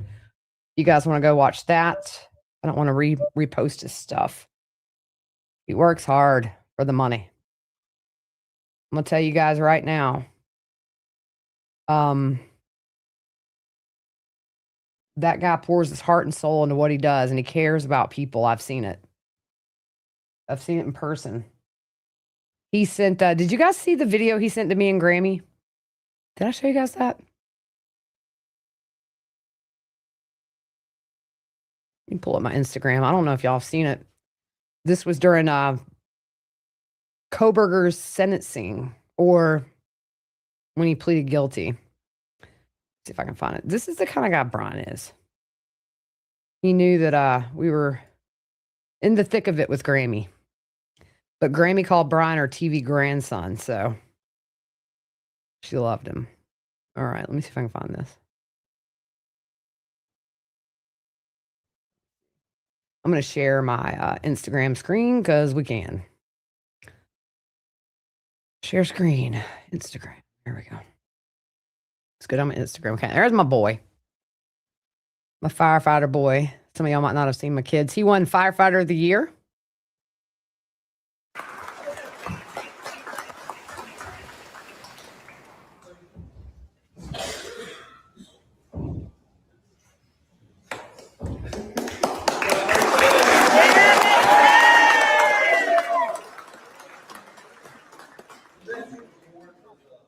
So proud of that kid, y'all. You don't even know. That's his little thing you got. 18 years old, y'all, just out of high school. He was in high school this time last year. Look, this is one of our old Christmas cards. I was an extra on Stranger Things for season 3 and did a couple days of stand-in work. And so that year we did Stranger Things, and there's Mason dressed like 11 because he's the only one with short hair. So she was the sister, and she was she was Nancy. She was the little sister, and of course, I was Winona. Let's see here. I don't know if you guys saw this. My sister-in-law got this for me for Christmas. It's an air freshener Grammy. And it's so funny because Mason is such a sweet soul, y'all. You just don't even know how awesome that kid is. So my sister-in-law, we normally don't exchange gifts. We just buy the kids stuff, like my brother and my sister-in-law and that. Just it's about the kids. She's like, I know I broke our rule, but you had to have this. So Grammy's always with me in the car, and it that thing follows eye contact, and I feel constantly judged. Let's see, where is that video? This is me as a kid. Hiya. My dad was a karate instructor. So he taught us. And look, this is boredom.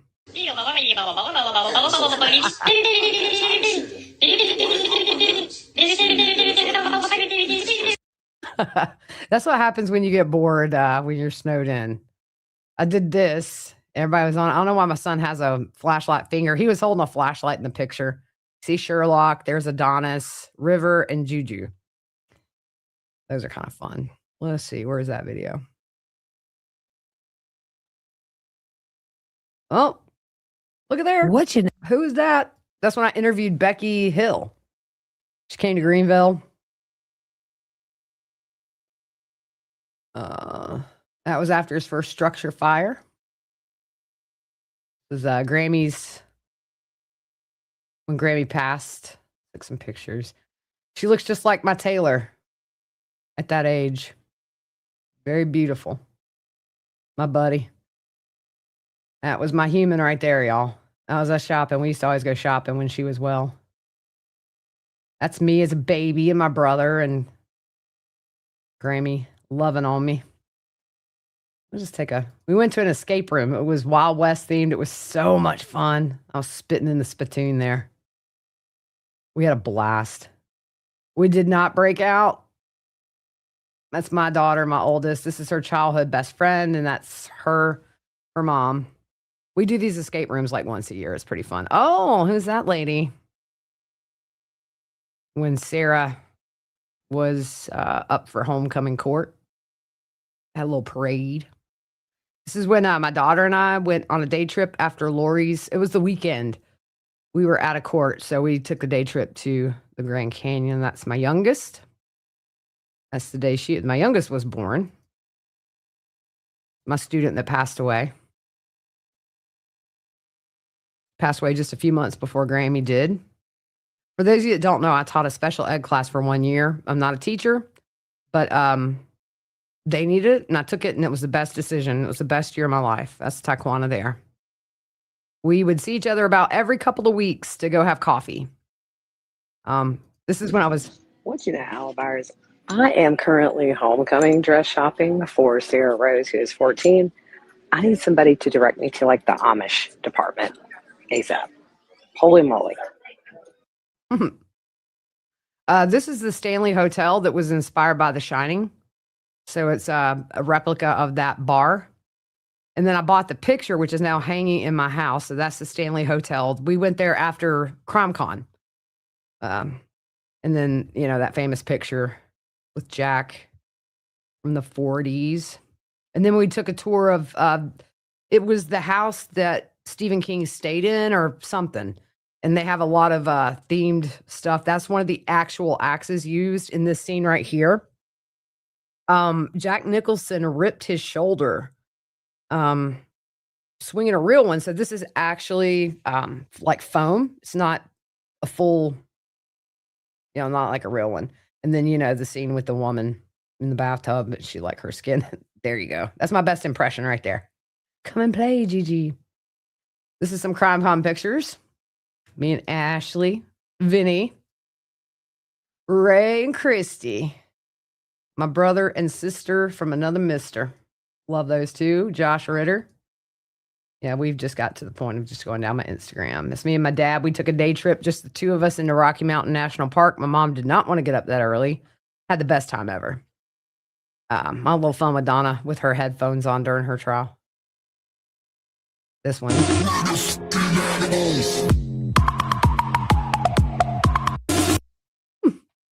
This was a shirt I wore to CrimeCon. Got a few taps. This is my porch, my happy place. Too cold to be out there right now. Trying to find this video. This always cracks me up. When you pick up a hitchhiker and he says, "How do you know I'm not a serial killer?" And you say, "The chances of 2 serial killers being in the same car are astronomical."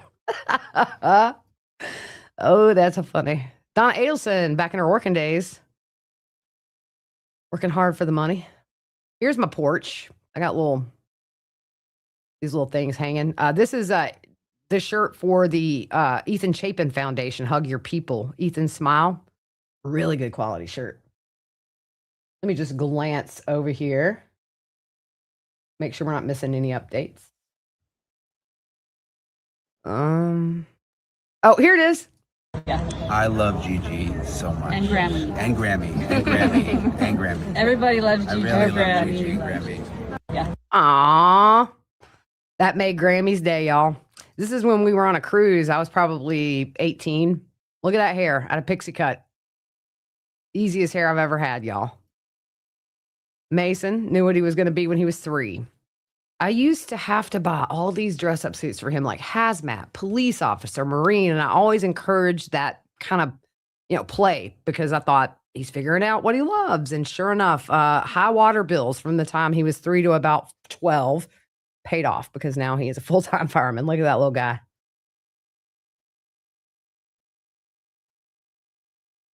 This is when I took the helicopter flight over the Grand Canyon. This is my life vest here. And then they take a picture and jack up the price so they know you'll buy it. So this here was when right after the Charleston shooting at the Emmanuel AME Church, Dylan Roof, that horrible, horrible human. We were nearby when it happened. And the shirts you can see are the Palmetto flag with the same number of victims flying off. But it was amazing. The unity there, it's almost like he tried to do this to divide us, but he really brought us together. Little JJ. This is when Mason graduated last year. Fantastic Friend Award in middle school. And then her promotion. Love my babies. Me and my mama. Best mom ever is right. Love her so much. My Aunt Angie, who passed a few years ago, we were 10 years apart. That's my mom's sister. My mom was 15 when she was born, and Grammy did not know she was pregnant with Angie until Angie kicked her. But that's me and her. She was just like a mom to me. I miss her so much. But, Grammy lost her on Mother's Day. It'll be 4 years this year. And she has been so strong. And but we talked about it a lot. And boy, you can imagine how much her heart hurt. She was stronger than we were, though.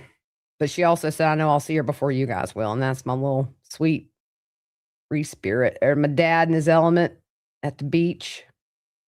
Some of y'all have met my parents if you've come to CrimeCon. Taylor took this picture. I love it.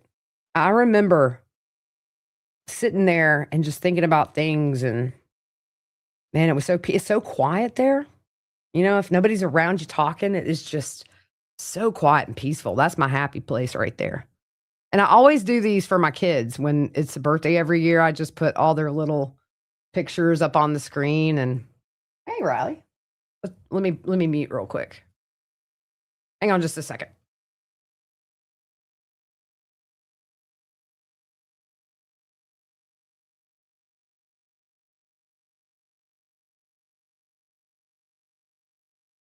My boy checking to see if mama needed any food. We'll see. I don't know if we have any Tombstone stuff here. Y'all seen that one? If y'all get bored of this, just let me know. This is when they came to my house to film the Rose Petal documentary, I think. I think that was a Rose Petal. Yeah, that would have been a Rose Petal. By the way, John Mello still in jail. His charges have been upgraded, but there's just not much happening. Somebody sent me this. This is Ruby Frankie in jail doing yoga. Imagine that. Bye, Janice. Bye, everybody. Oh, Celtic, thank you for doing that. I appreciate it.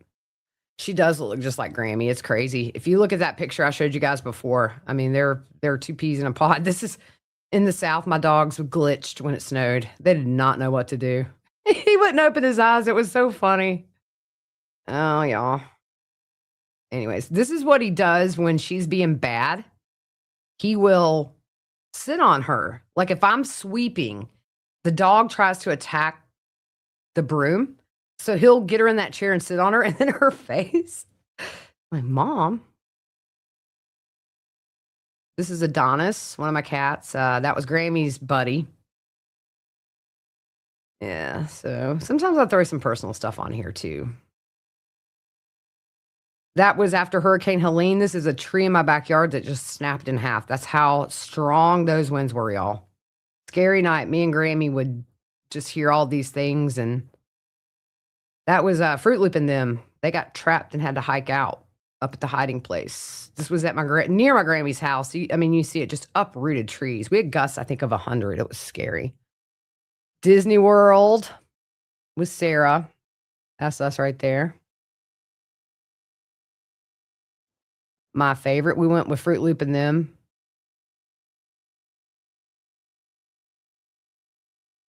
My buddy. So I'm not seeing anything new on the Twitter feed, by the way. Keep an eye on it. Nothing is happening. That's me up at the hiding place chilling out. They have such a beautiful property, y'all. This is Grammy's 90th birthday party. 91st. 90. That's when she turned 90. That's me in a Waffle House bathroom because I matched. Sherlock. Oh, I can't because I'll get like copyrighted. I always put a lot of music to my things, but then I don't want to get like copyright strike. I can't stand to see me on video.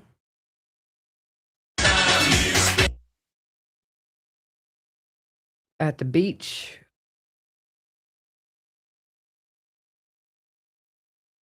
These are storms. Gosh, I can't play nothing because of the music. Wait, I used to surf, but I hurt my knee really, really bad. Look at Ray Hermosillo. Atta girl, you got some skills. I miss surfing. I'm a big kid at the beach. Where is that? On the porch, chilling? Ray. Yeah, I have fun with my Instagram. I always try to find like the right song. Love these people. Larry Woodcock, Tammy's aunt, Vicky. This is she knew. Here's the ironic thing. Some of you may not know this. This is Aunt Vicky, Tammy Daybell's aunt's daughter. So Tammy Daybell's cousin. She knew Tylee, JJ, Charles, and Lori years before this case in Arizona. I believe her and Lori may have taught Sunday school together, and Tylee and her daughter were best friends. No clue. Years later, her cousin would be killed by them.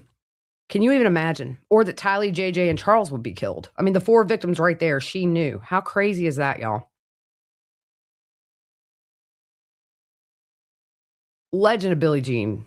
Love that movie. I need to rewatch. I don't know why I posted that. Larry Socks. JJ's favorite song, We Will Rock You. That was the day we were waiting on a verdict. He had those. I snapped that. Well, Harmony Montgomery, y'all. I tell you what, that case broke my heart. These are a couple of alibars I met at a Stevie Nicks concert. They were so cute. They were college students. Look at this picture of Juju and Sherlock. She's a mess, y'all. Dog's a mess. All right, I'll take this off and we'll get the feed back up because y'all probably tired of looking at my life. All right, stop screen. Let's go back and share this. Kind of wondering if maybe I shouldn't end it here for a little bit and maybe start back up in a little while when there's some action. They did say they were going to be doing some follow-up stuff. And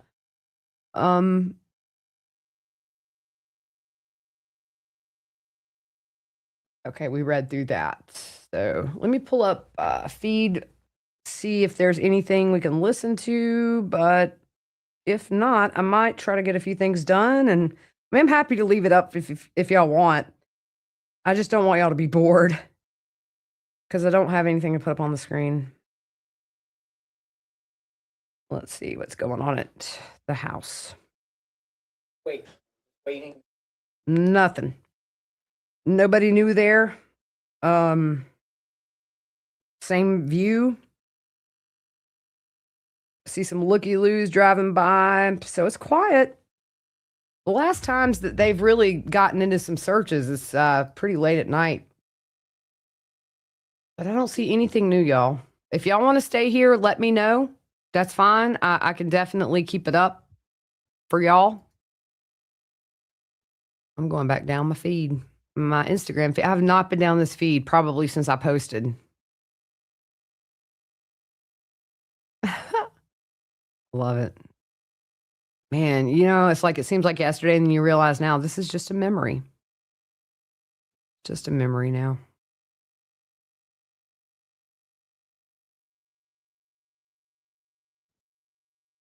But good ones.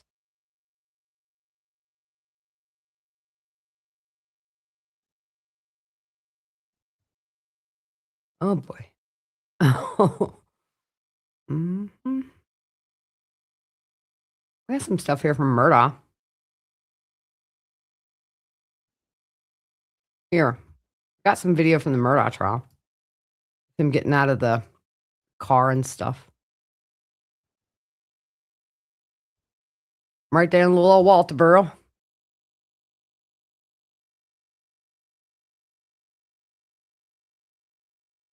I don't know if there's any sound of this. Yeah.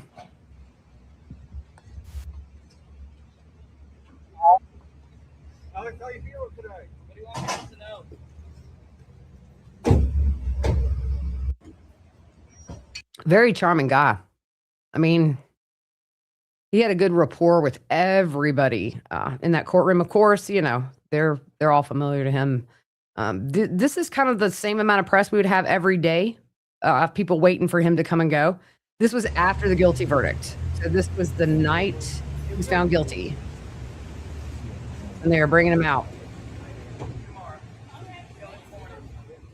Oh, no, that was after day one of jury selection. Jonathan Lee Richards investigate. Why did you do it? I'm here to Are you happy that you're out of jail? Shame on you. That's Are you JLR. enjoying your time out of jail? Shame on you for Out of what your you box? did to your wife and your son. Yeah, I think that was JLR. This is the line. It was outrageous. And I'm going to tell you right now, it got longer every day. Wrapped around, so it would go around to the side here. Cops everywhere. That was the first day on air for me, y'all. That was the first day I was ever a correspondent. My knees were knocking. In fact, I said, look, you know, y'all can hire me to do this, but I've never done it. So if I suck, worst case scenario, you send somebody to replace me. And they sent Elizabeth Milner, who was great, from New York down to walk me through that first week of how to get ready and stuff. And y'all don't know how bad my knees were shaking in that photo. And this was the front of the courthouse. We were some of the first nearest Elizabeth. And that's probably me saying, I'm going to throw up on camera. I guarantee it. Let's see what else I got here. You know, it's weird to go down these feeds and see, you know, 162 weeks ago, December 30th, 2022. It's like this is a trip down memory lane for me just with what I've done here. This is really cool. So a listener of mine, she is an artist, and her uncle had a little dive bar in the middle of nowhere. And unfortunately, he passed away in a fire. And she had painted that for him. And she was like, you know, painted it in honor of him, or I'm not quite sure if she painted it for him and didn't give it, or in honor, but she said I think she had painted it for him. And I'm a big hippie, and she knew that. So she was like, I just felt like you were the one to give it to. And it's in my studio today. I love it. My favorite piece of art. And these are other things that like listeners have sent me. I have that framed in my studio. So talented. Like I love. Look, there's my Justice Bus hoodie. That was my old backdrop there, y'all. Remember that big banner? If you've been here long enough. That's my dad's dad, Papa Mac. Lori. Jake Wagner. Ugh. Phew, evil to the core. That was his wife that he married in Alaska. And she got out of that real quick. She was raised a Mennonite. That was at Clemson. That was after a hurricane at the beach house. If you see fish swimming up to our... It was Hurricane Ian, y'all. I feel so bad about doing this. This was when I was a little more free. Remember Ian Pulowski? Yikes. I need to take that down, actually. I'm going to delete that. I feel bad about that now. I'm going to delete that. It was funny, though. But I don't want to make fun of anybody who didn't have anything to do with that. Or anybody who did at this point, to be honest. I'm not... I said, that might look like a Temu Daddy Warbucks. This is one of my walls in here. So these are all photos from concerts that I've taken. All these were mine, or like that's Adam Duritz from the Counting Crows, DMX. He was my seatmate on a flight from New York to Greenville. He lived here before he died. And then that's Nelly Furtado. Yeah, Nelly Furtado. And that was Pink Floyd. I didn't get the pictures I have from Pink Floyd '94. It's just like they're so faded. I wish I could restore them, but that was seeing Roger Waters in Atlanta. I used to volunteer at the Shoeless Joe Jackson Museum. He's from Greenville. My aunt used to go to his liquor store that he owned down on Pendleton Street. After he got kicked out of baseball, he barnstormed for a while. Would just go play baseball under different names, just little local teams. And then he was born here, and then he came back with his wife, and they opened up a liquor store. So that's him in the liquor store, and that's me with the register. My aunt, bless her heart, struggled with alcoholism in her earlier days, and rumor has it she took a taxi to Joe's house on a Sunday. We had the liquor laws here till probably 20 years ago, and knocked on his door and was like, I need some liquor. You got to open up your store. Chad Daybell in high school. This was taken soon after his cliff jumping experience, or his BS experience. Beautiful Tammy Daybell. Look at her. Tammy. My heart breaks for that woman. This is Donna's and Achilles. Achilles ditched us for this sweet little lady that lives alone behind us. But they were super cute together. This is when I took my girls to see Hamilton. Look how little Sarah was. Crazy. That's back when Fruit Loop was on the podcast. No, that was actually after. I think she had come to do something here. Oh, wait. I don't want to boost that. Oh, wait. What did I do? No, I don't want to do all this. Wait. My little ADHD fingers. I'm going to leave. Okay. That was when we first got them. And I was roped into that, by the way. My daughter called. We're at the animal shelter, and there's these two cats, and they won't leave me alone, and we need to bring them home. Okay, we'll get off this. All right, let's stop the screen and share our Twitter feed.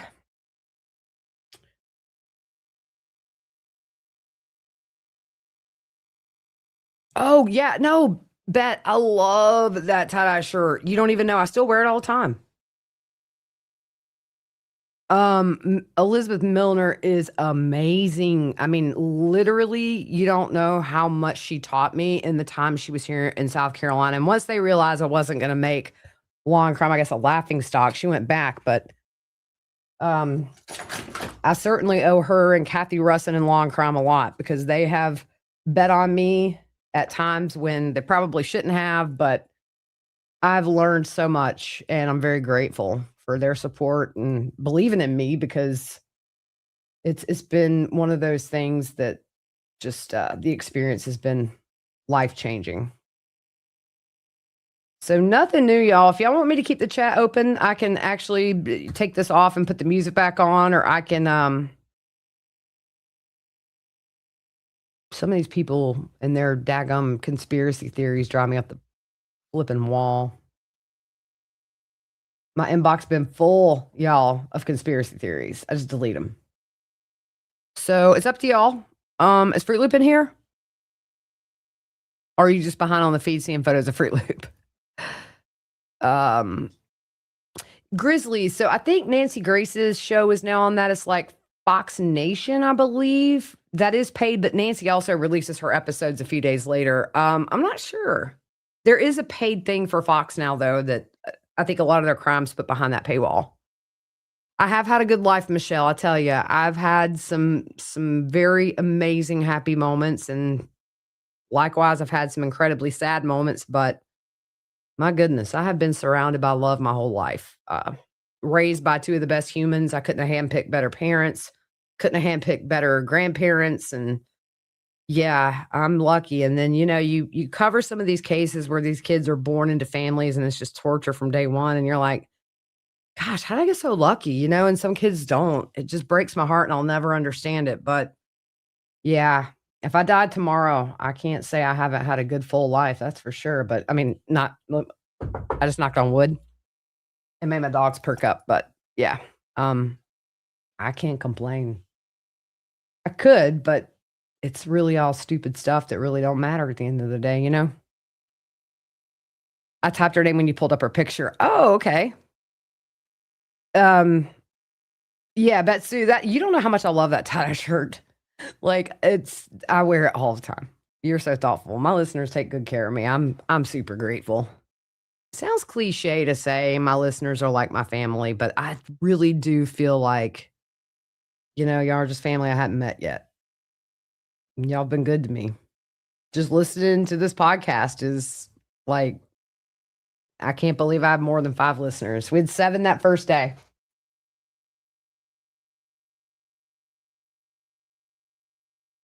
Oh, I just saw a stupid comment from a stupid person. Sometimes I have to sit on my hands, y'all. Hey, Bet, have a good night's sleep. I'm hoping to get in bed early. If something picks up, I'm definitely gonna stay up and see what happens. But yeah, so I think for right now, I'm gonna end this. If something new breaks, just make sure you're signed up for alerts. I'll also put it on socials. But it's just so quiet right now, and I've resorted to showing you my life history on Instagram. So we'll end it here. I'm gonna hop on WebEx and see what they found, if anything. But there's just nothing going on. Let me double check one feed, see if there's any action at the house, but none. Let me make sure this alert isn't anything. Nope, just a retweet of the FBI's. Just a retweet of the FBI's statement. So yeah. So if there's anything new, I'll go live again. But thank you all for hanging out. I know it's not the most exciting feed to sit on, but like I say, I'm not gonna stream somebody else's feed when they're out there hustling, even if they say it's okay. I just I respect what people sacrifice to go to these places to bring feeds to us and information. So sorry if it's boring, but better than nothing, right? We get to hang out together. I did go 9.5 hours. That is pretty long. That may be one of the longest. You know what I've thought about doing, and this is crazy because I would just at the end be delirious and probably embarrass myself, but I thought it would be fun to do like a 24-hour live stream and donate some of the proceeds to like the National Center for Missing and Exploited Children, or just do something like that where we can donate to a cause. Kind of like the old Jerry Lewis telethons. Remember those? I used to sit up all night and watch them. But I think I would love to do something like that in the future. Maybe have some guests on. Okay, that one Twitter feed is going nuts. Okay. That was on my other computer. Yeah, the conversation is great, and I wish I had a feed to put up, but I don't.